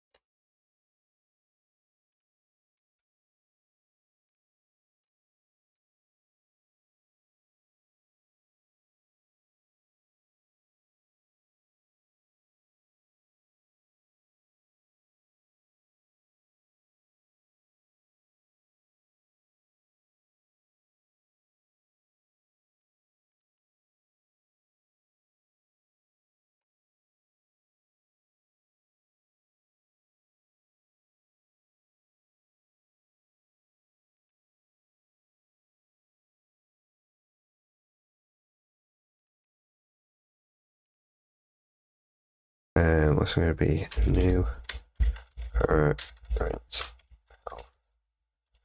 equals current health. Change this. What am I doing wrong?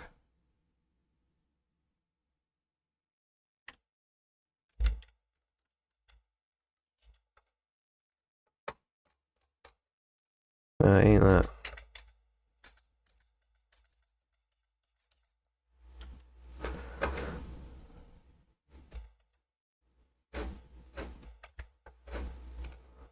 Oh no, I want to get past this. Why am I failing so badly? So completely regenerate function. So the problem with this one is that it goes enemy distance. Dash health is 10. Expected fail pass.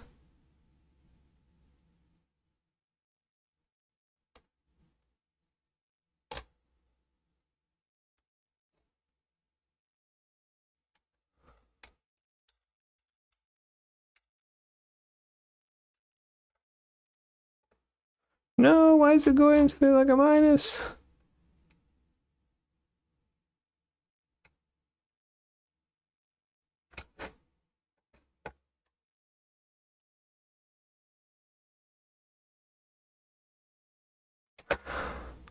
Oh. I am such a dummy. So if an enemy is at a distance of 3 or less from the character starts gaining health. So it's not to do with the character, I'll do that. It's if...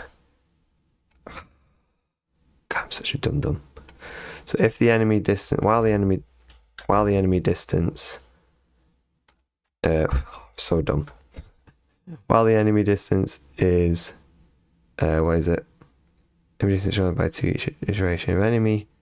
If the enemy is at a distance of 3 or less from the character, it stops gaining health. I'm such a dum. They're all passing. Oops, hold on. If enemy is at a distance of 3 or less. No. Stops gaining health. While enemy distance is, so enemy distance divided by 2 each iteration. Current health. If an enemy is at a distance of 3 or less from the character, so if enemy distance is let's move it around. So if the enemy distance is greater than or equal to 3, turn health, actual health, and this one expected health. Current health 8, max health 10, enemy distance 20, expected health, actual health 18. Oh my gosh! Considering the timeout, I'm sort of thinking like, should I just steal the answer? Why am I thinking this so badly? Like, while the enemy distance is greater than or equal to 3, well, it's just greater than, isn't it? If the enemy is at a distance of 3 or less from the character, enemy distance is less than or equal to 3. No, it's greater than 3. Then we do that, and enemy distance goes down. Just simple as that, isn't it?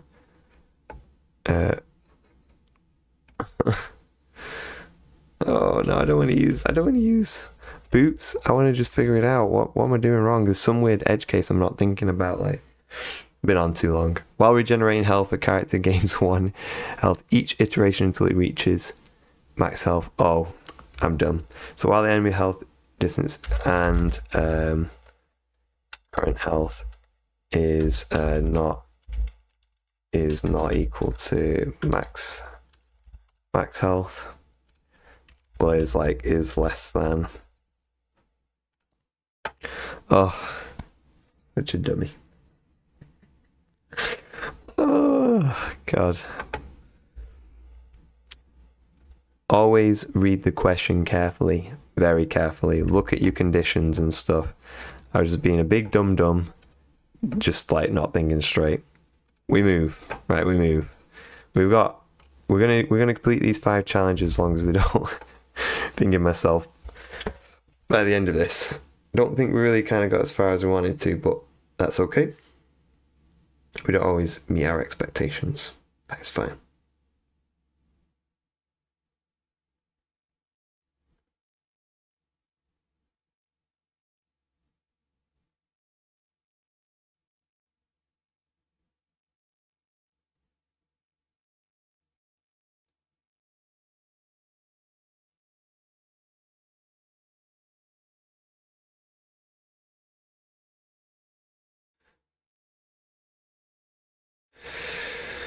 Right, let's smash these challenges out and then we'll call it a night. We didn't get as far as we wanted to get. Like, I wanted to get to at least 10. So that just means next week, next Wednesday, we're going to get through 9, 10, 11, 12, 13, 14. That's going to be a longer night. Okay, so match countdown. We need a timer to count down the start of PvP matches in Fantasy Quest. Come on, let's go, guys. We can do this. In the countdown to start function, write a loop that counts down from 10 to 1. In the countdown start function, write a loop that counts down from 10 to 1. At each iteration, print the number with an ellipsis. So we're going to do 4. I in, it's going to be range. So it's going to be 0 to 11. I'm going to go back by -1. Print the number with the ellipsis. However, when I is 1, it should print one fight instead. Okay. Do not use ellipsis character, use 3 periods instead. Okay. So if I equals 1, then do this, print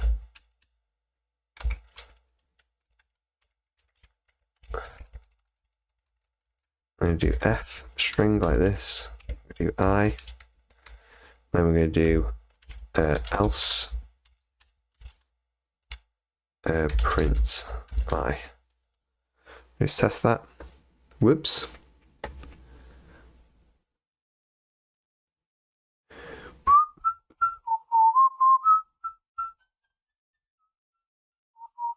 Whoops. I completely forgot the syntax here.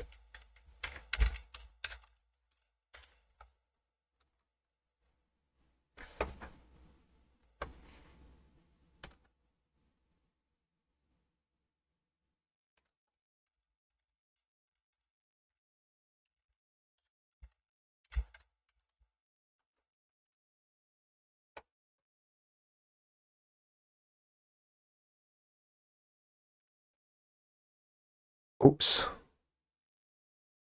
With a loop that counts down from 10 to 1, each iteration prints the number. Oh, whoopsie daisy. I boo-booed up. Oh, that was such a silly mistake to lose a point on. So it's going to be I, and then we're going to do ... Now we got it. Whoosh. Oh, we're losing points just by making silly mistakes here, but never mind. We move. We got 1, 2, 3, 4. 4 challenges left. Let's go. Critical hit. In Fantasy Quest, barbarians have a chance to land a critical hit when using a flurry attack. If the flurry is a critical hit, all its attacks deal double damage. The final attack in a flurry already does double damage, so if it's a critical hit, that final attack deals 4 times damage. In the calculate flurry crit function, write a loop that calculates and returns the total damage of the flurry as a critical hit. The function takes 2 inputs, num attacks and base damage. Range over the num attacks for the flurry. So for loop I in, so it's going to be range, and we're going to do not to number attacks. For the flurry, calculate the total damage for each attack within the flurry. Remember, each attack is a critical hit.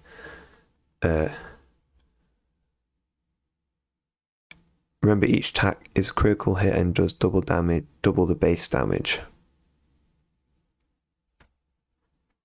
The final swing of the flurry should do 4 times the base damage. Return the total damage. So we're going to have total squad damage equals 0, and then when we loop over this, we're going to do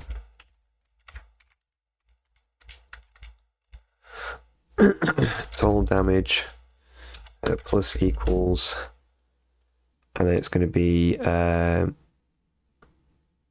total damage. Remember, each attack is a critical hit and does double base damage.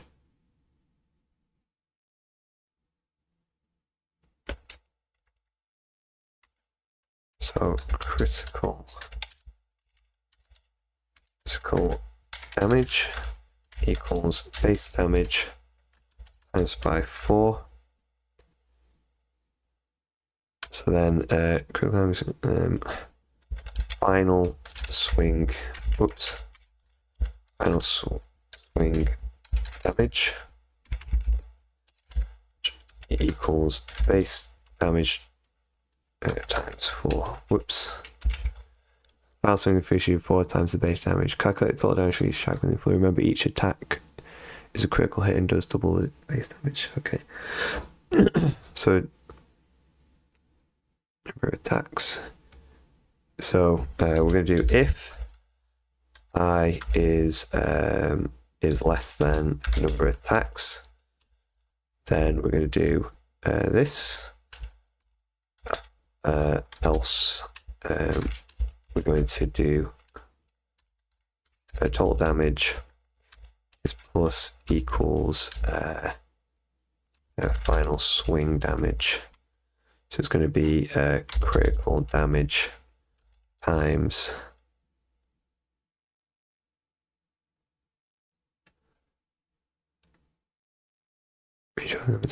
calculate the total damage for each attack within the floor. Remember, each attack is critical, it does double the base damage times I. And the final swing is going to be times I. And then we're going to return total damage. Wop, wop, wop, failed. Expecting actual damage.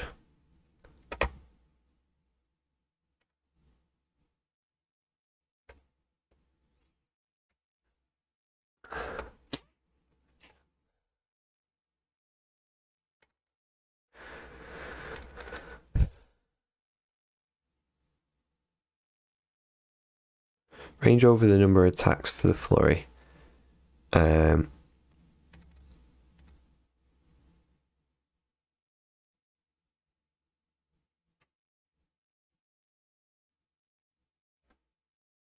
Say if I is equal to the number of attacks, and do that.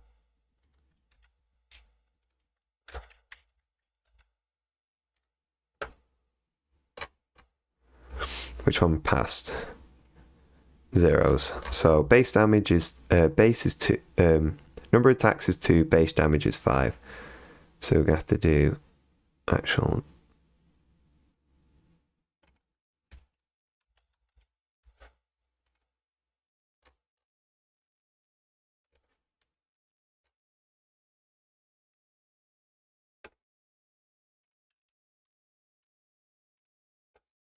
This one failed, so it was. Let's walk it through. So number of attacks is 2. Damage is 5. So in the first one, it would be number of attacks. So we'll start from 0. So 0 is number of attacks times. Hold on, I don't need to times it by this. Or do I?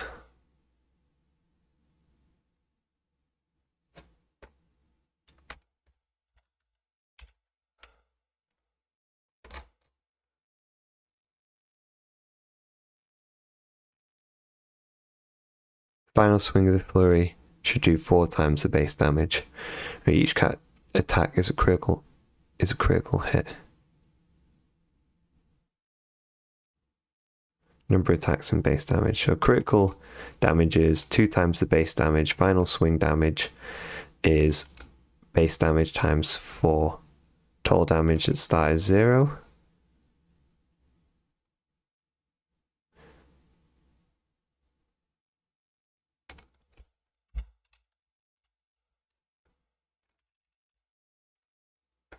No, that's not going to be it.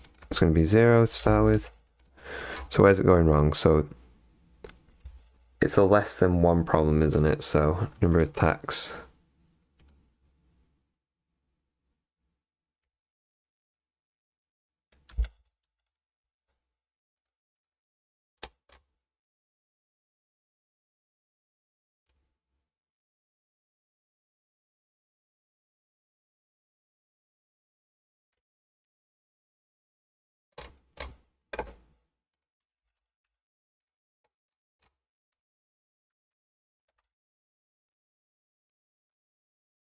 So number of attacks, that's only going to do, so for this one, number of attacks is only going to loop it once. Well, it's going to do 0, number of attacks. If the number of attacks I equals 0, it's not. So like on the first thing, it's 1 to 2. So it's going to be it's going to be 10. Then a second time. So it's going to be another 10, and then it's going to stop. So just start at, no, don't start at -1. The number of attacks plus. No, can't do that.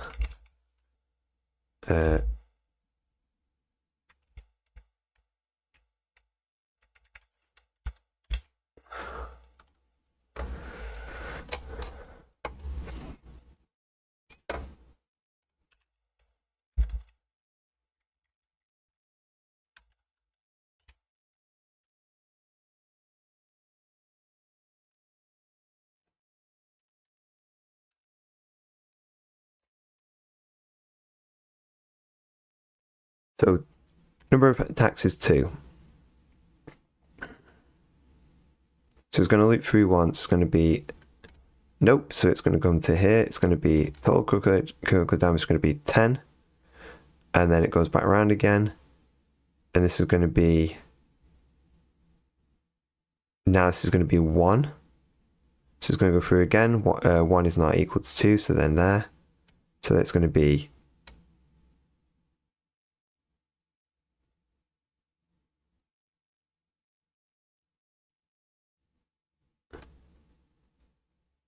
20.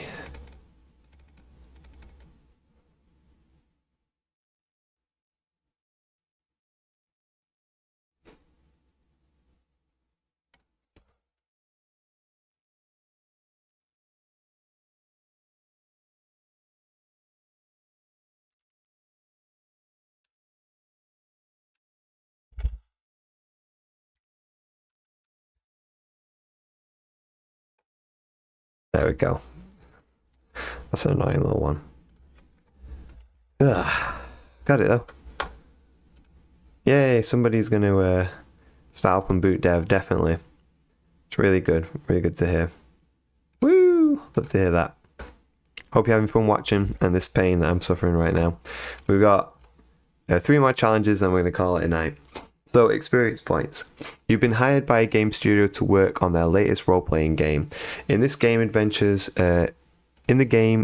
need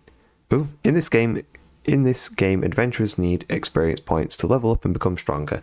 You've been tasked with updating a part of the player's statistical panel. We want to show the total XP a player's gained based on their current level.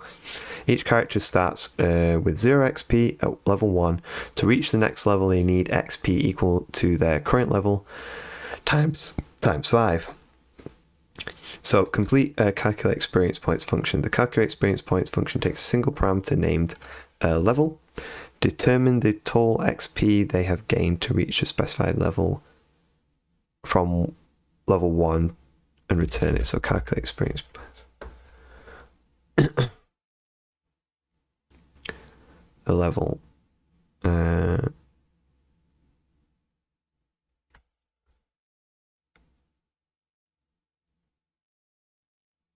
So we're going to have total XP to gain total.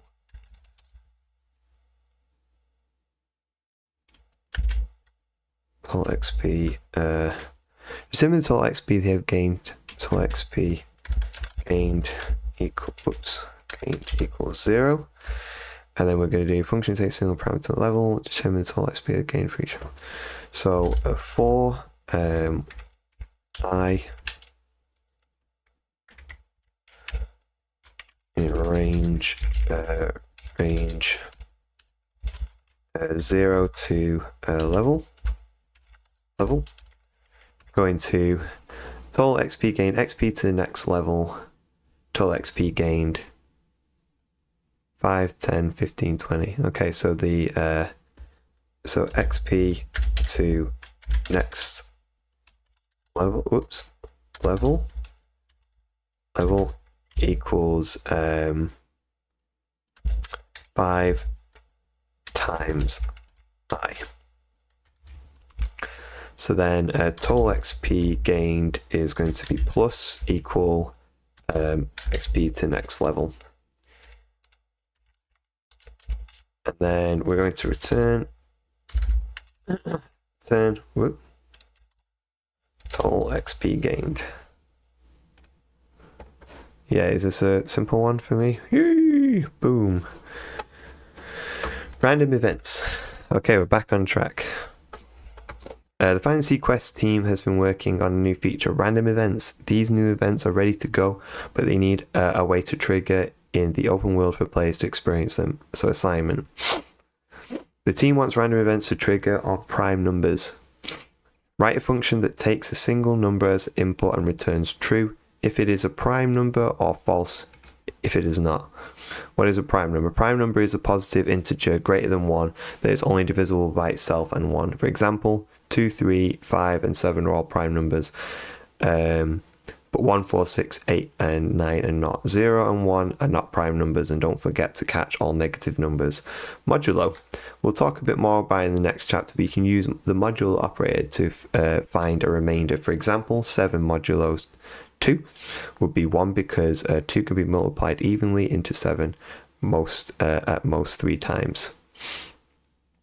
Find a remainder. Okay, if you get stuck, feel free to move ahead and come back after you learn more about the modulo operator. So, no, we're going to do this. So, is it a prime number? So, first of all, if a number is equal to 1, or a number is equal to 0, then we're just going to return false. Else, if number modulo, hold on, prime number is, for example, is only divisible by itself and 1.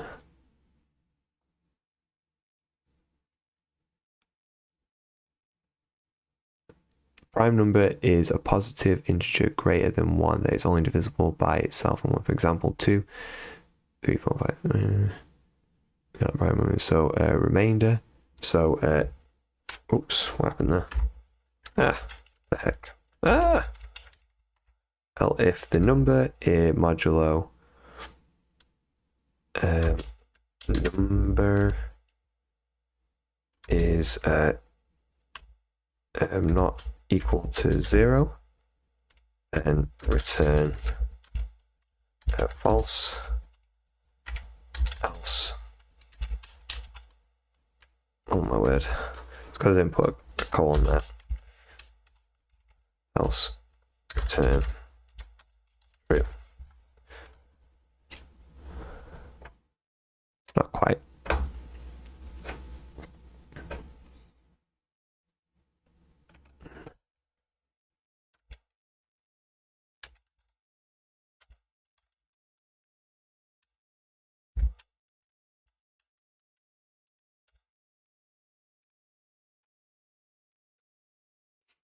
So if the number is 1 or 0, we just return false straight away. They don't count. We don't count it.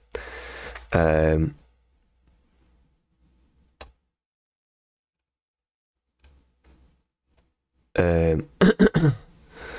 to be greater than 1.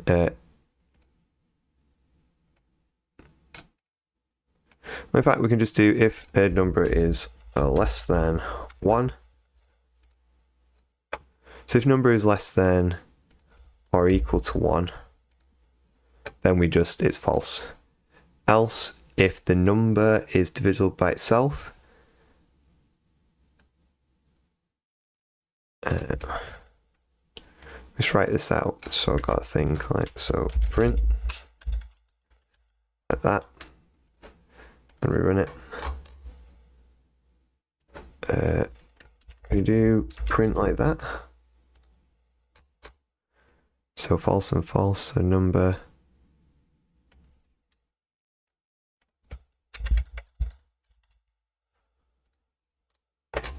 so pass, fail. So this one failed.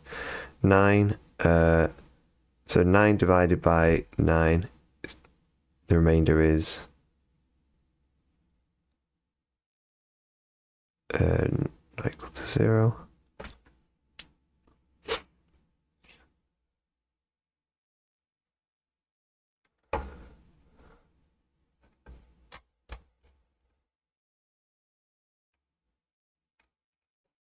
I've got something wrong here with the logic. 9 is not is not a thing. It's not a prime number.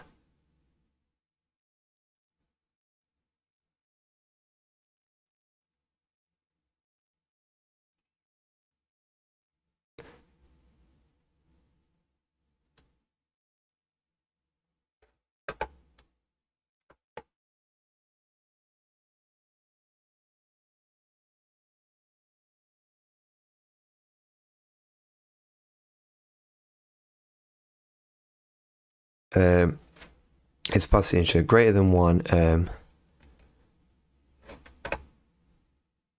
So it's less than or equal to 1, then it's just false. Greater than or equal to 1. That is only divisible by itself and 1. For example, 2, 3, 5, and 7 are all prime numbers. It is only divisible by itself. A number that's only divisible by itself and 1.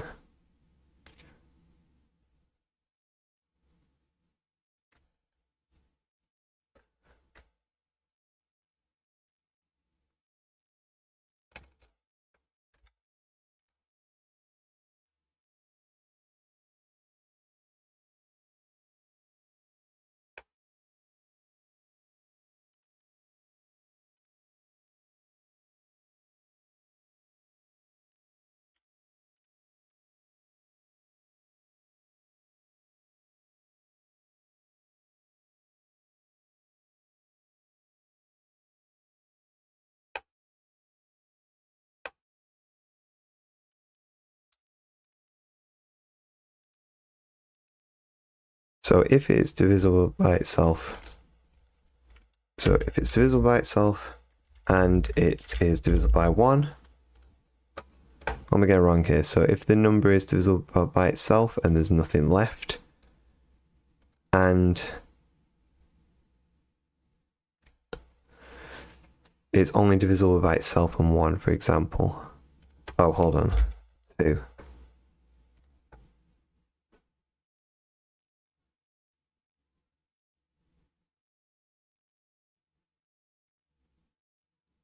It's only divisible by itself. Hold on.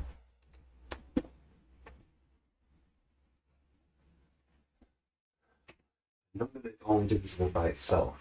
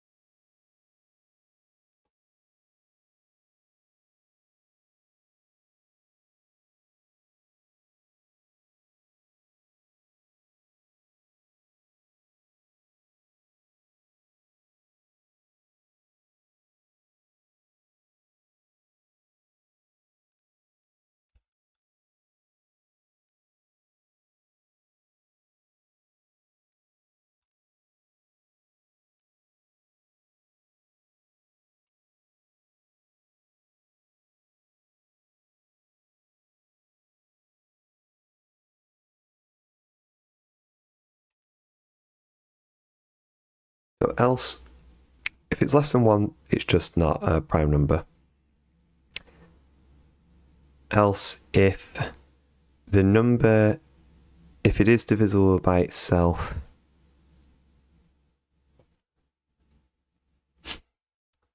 hold on.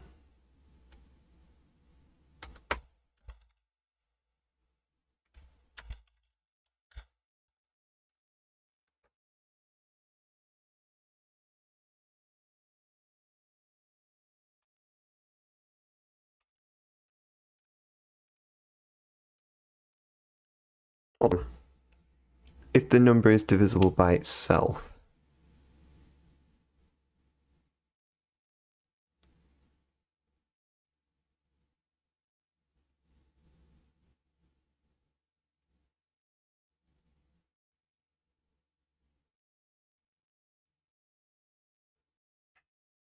it's only divisible by itself. For example, 2, 3, 5 are all prime numbers.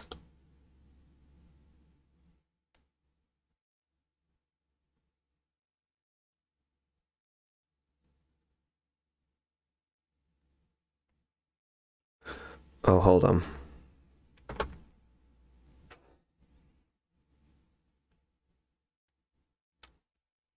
So for I in, I'm a dummy, figuring this out. So I've got to think through the range of it. So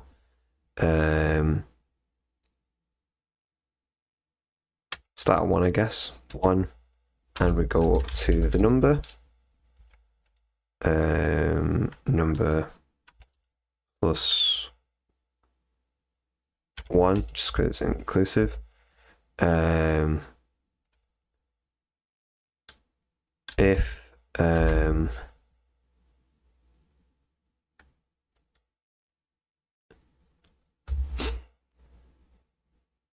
number modulo I is equal to hold on.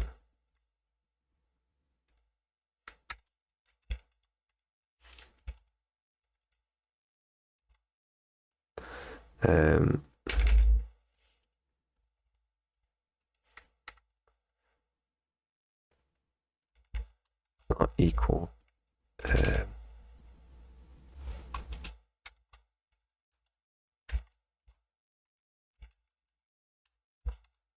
Return false.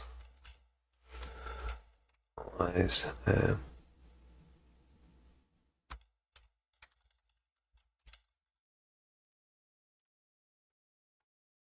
not quite. So if the number is divisible by so print I and then number and then this statement,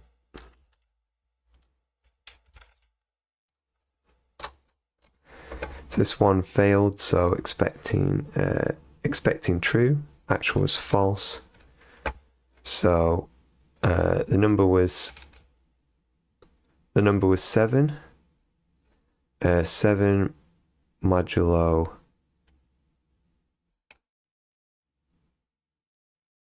1 is 0. 2 divided by 7. So if there's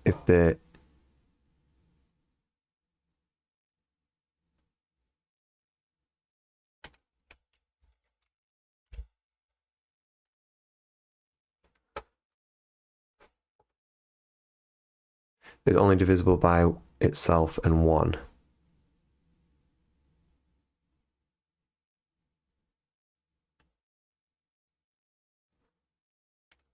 So if number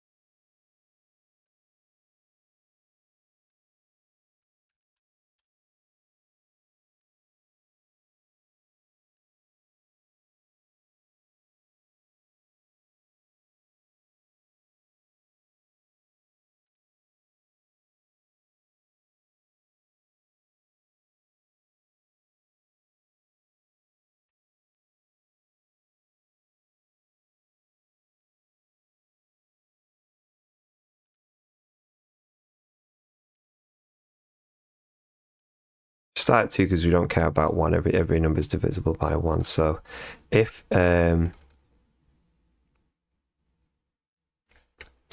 number, do we need to do that?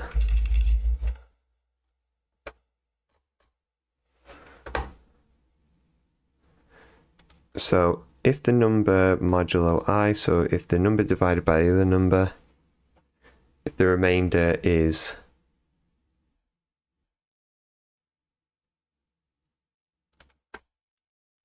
if it's equal to 0, then we stop.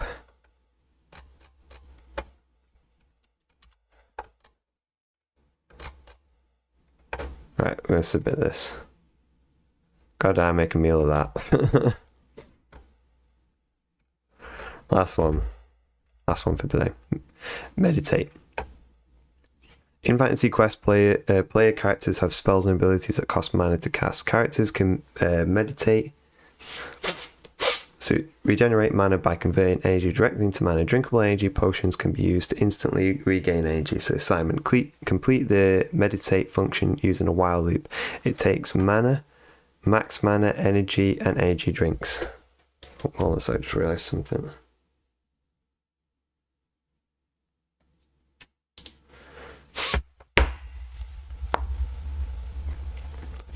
It takes max mana, energy, and energy drink integers. While meditating, a character converts 1 energy into 1 mana for each iteration of the loop, up to max mana.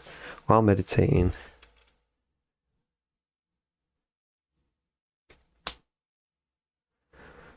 one energy to 1 mana for each iteration of the loop, up to max mana. They have energy drinks. When they run out of energy, they will drink 1 energy potion to gain 50 energy and continue meditating.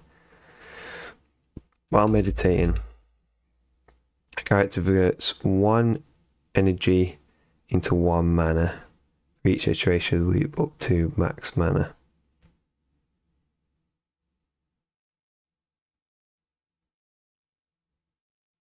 If up to max mana, so while max, what's it going to be? While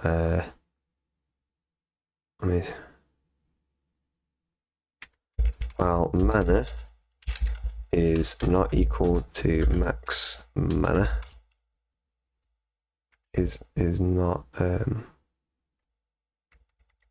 do this. If they have any energy drinks, when they run out of energy, they will drink 1 energy potion to gain 50 energy and continue meditating. Characters that meditate, either their mana reaches max mana, or they run out of both, or they run out of both energy and energy drinks, or energy equals 0.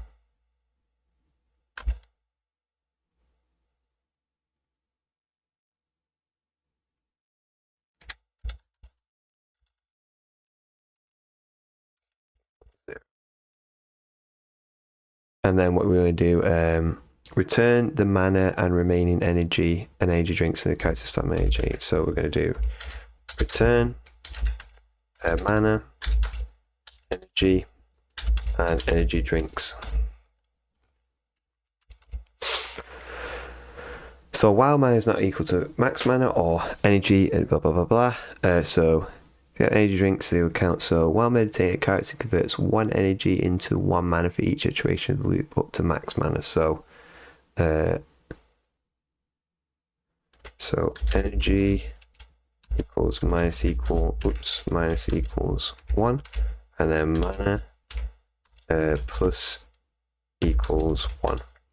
And then a character will start, if they have any energy drinks when they run out of energy, they will drink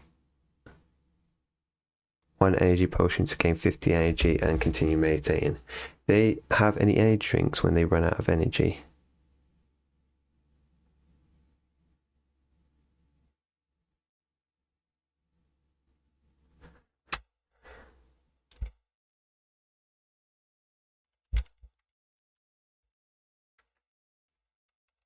So if energy equals 0,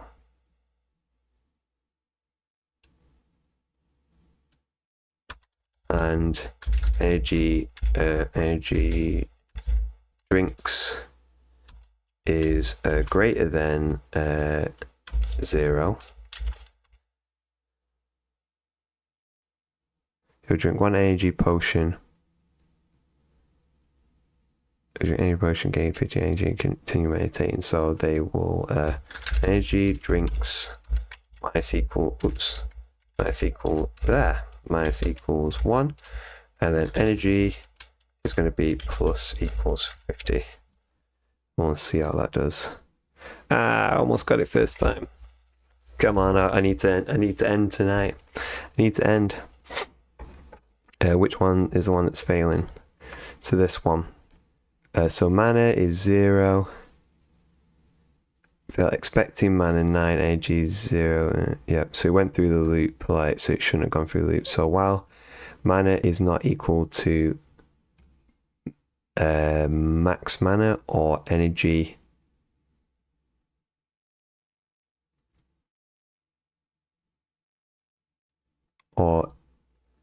that and's going to be like, that's going to be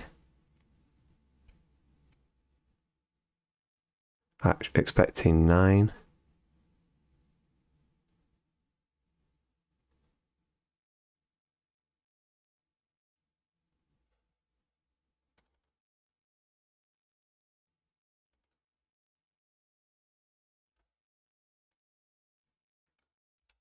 So it's just a matter of where the plussing happens. Nope, that's definitely not right. So if energy equals 0 and energy drinks is greater than 0, then we'll take 1 away from the energy drinks and we'll plus the energy. And that all, oops, so that failed because we're expecting 9. So there's some boundary condition that's not right. So the inputs for mana was 0, max mana was 10, energy was 9,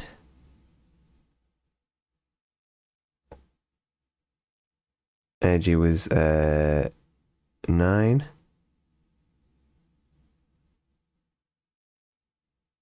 energy drinks was 0. So energy is not equal to 0, so now pass through that. So while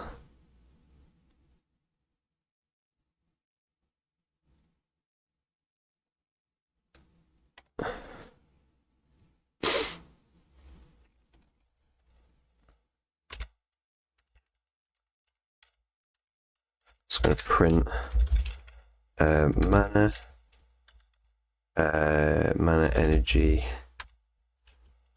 and just see what that does.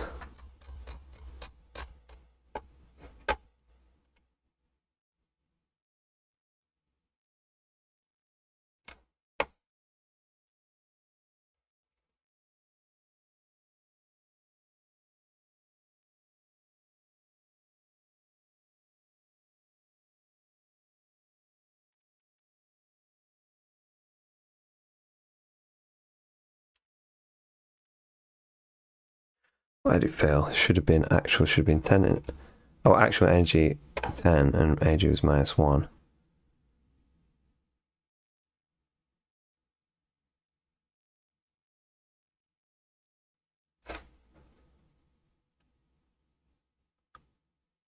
If they run out of both energy and energy drinks. So mana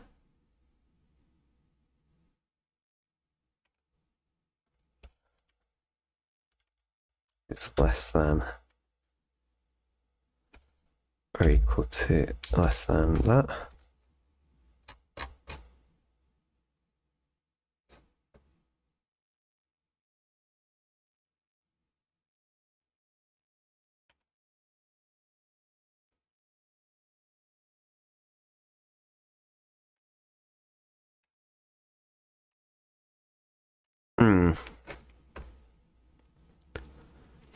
I would take if it's 1 energy into 1 mana for each iteration of the loop up to max mana.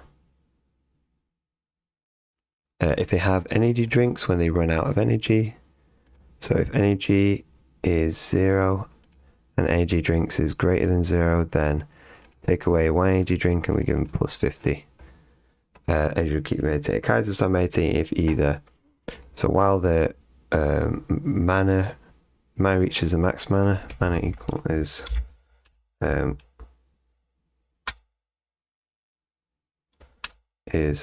while it's less than max mana, or they run out of both energy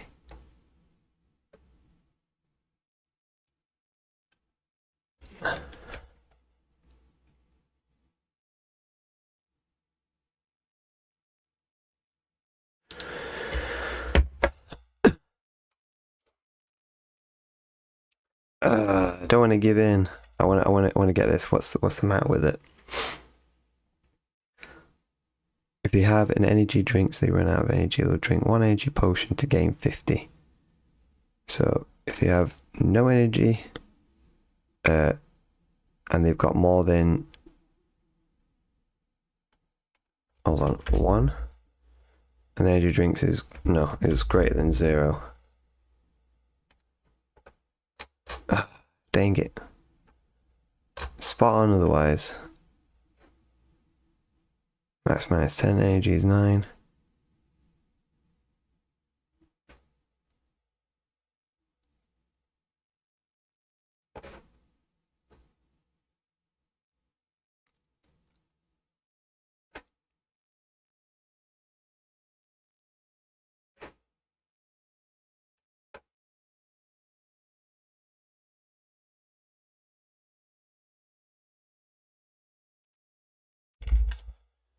Energy is less than or equal to 0. Energy, and if energy drinks is less than or equal to 0. Oh no. If energy is if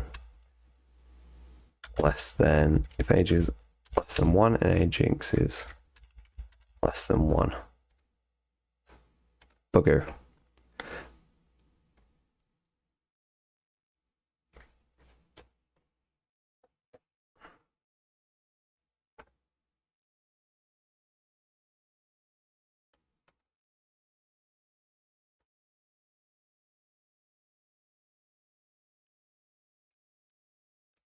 No, I don't want to give up on this one, but I'm gonna have to. Energy is less than 1.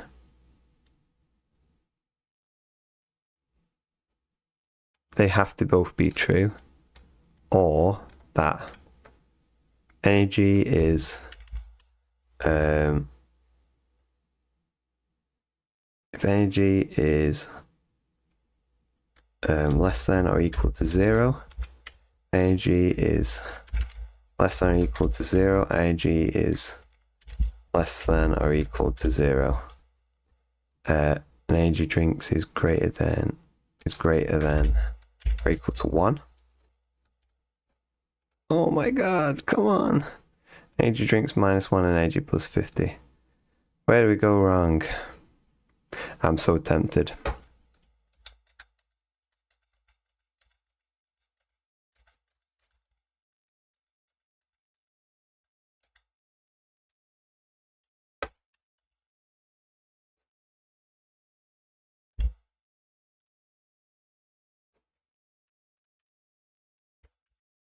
Mana is less than max mana. Oh, come on. How did I get energy minus 1?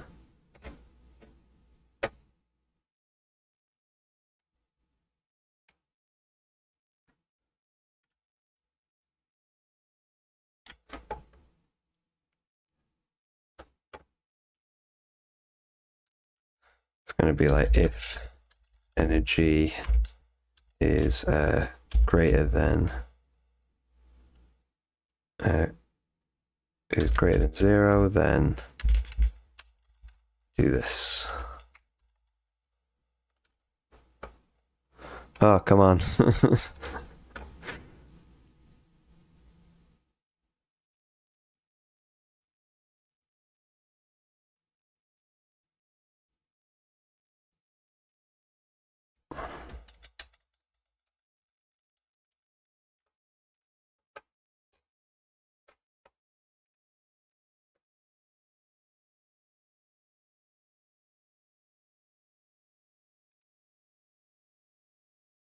So reached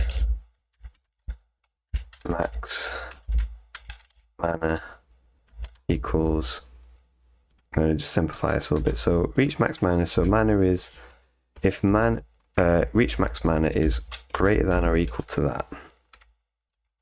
And then, so we're going to say if it's reached max mana or ran out of drinks, so I'm going to say like ran out of energy and drinks. Ran out.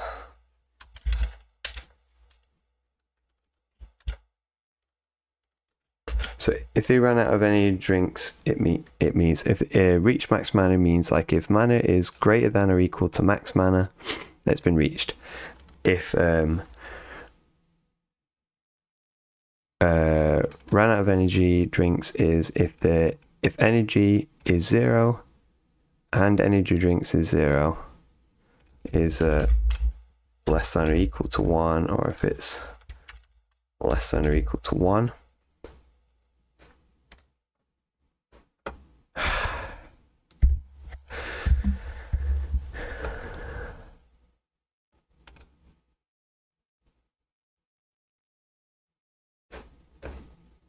If they have energy drinks, when they run out of energy, they will drink 1 energy potion. Hold on, so is it just a case of...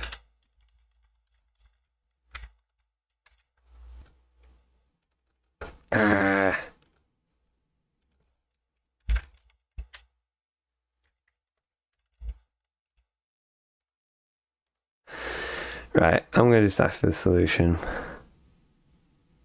No, I don't want to. I don't need to do this point, but I'm going to have to because I'm just getting a bit fed up with this. What's going on?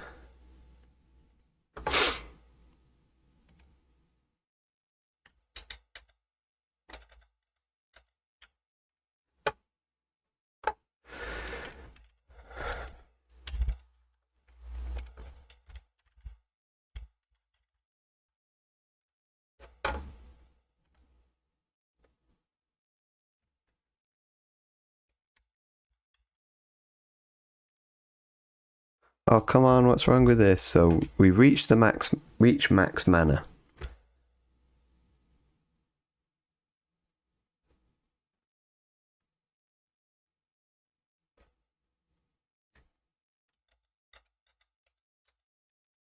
Let me print. Reached max mana. Ran out of energy drinks.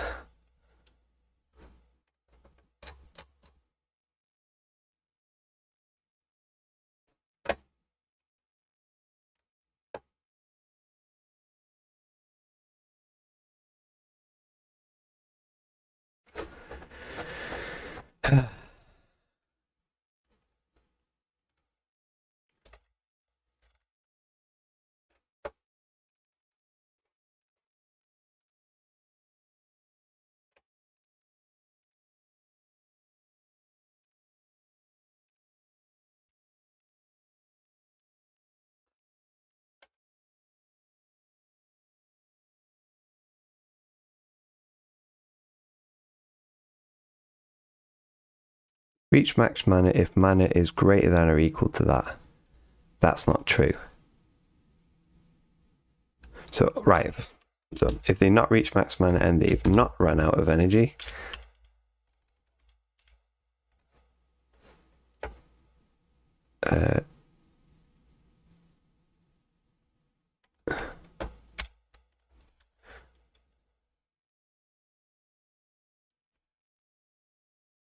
or they've not reached max mana and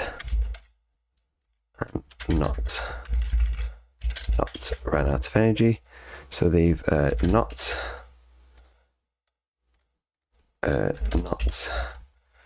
so if they've not reached max mana if mana is less than that, and they've not run out of energy if they have energy is still greater than 0 and energy drinks is greater than 0. Oh no, I'm just giving up. So while they've not reached max mana or not run out of energy and drinks, so mana, reach max mana is whilst mana is less than max mana and energy is greater than 0 and energy drinks is greater than 0, then they've not run out of energy and drinks. If energy is less than or equal to 0 and energy drinks is greater than 0, then we'll take away energy and give them the thing. Oh, come on. Right. I think I'm going to give up at this point. I'm just going to ask for the solution because I'm just being a bit of a dum-dum. What's... come on, what's wrong? Yeah.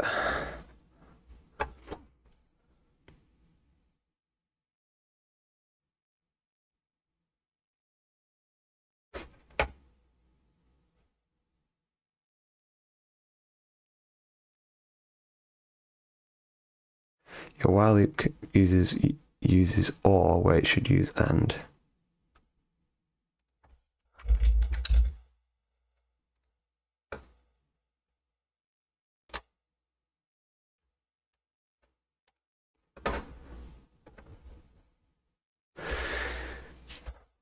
One moment.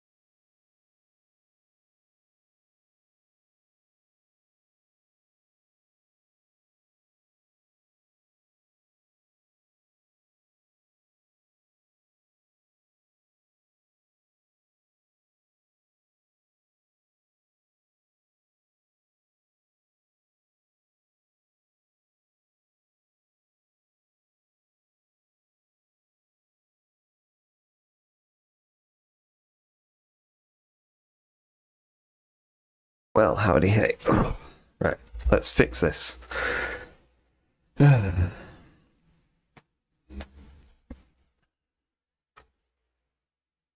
So,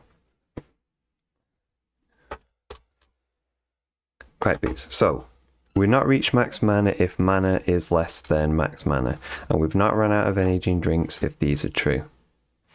This is true. While we've not reached max mana and not run out of drinks like that, do that.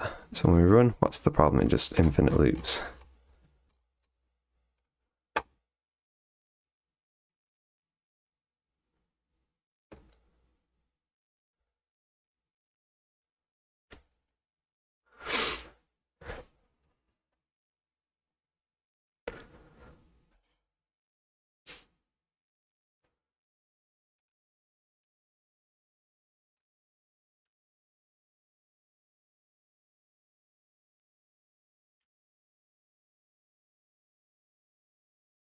I'm just going to ask this a solution. I'm just done at this point. So what I had, so while mana was less than, oh, that was an or, and yeah, I had that. Or, why or there?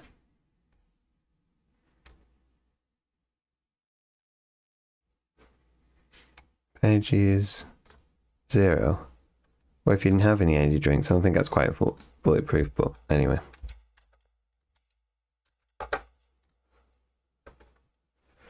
Oh, what an ordeal. Right, we're going to stop there for tonight. Blimey, this has got a lot of sections to it. It's going to be a real doozy to tackle next time. 1, 2, 3, 4, 5, 6. Going to be a long stream next time. Yeah, we're going to try and get through this in the next week and hopefully move on to the next course, which will be learning Linux, which is kind of nice. There's a lot more lessons in this than there is the next one. So hopefully we'll get through some of these a little bit different. A little bit quicker, unless they're more difficult, but then we'll see. Thanks for stopping by. Have fun, have a good week, have a good weekend when it comes to it.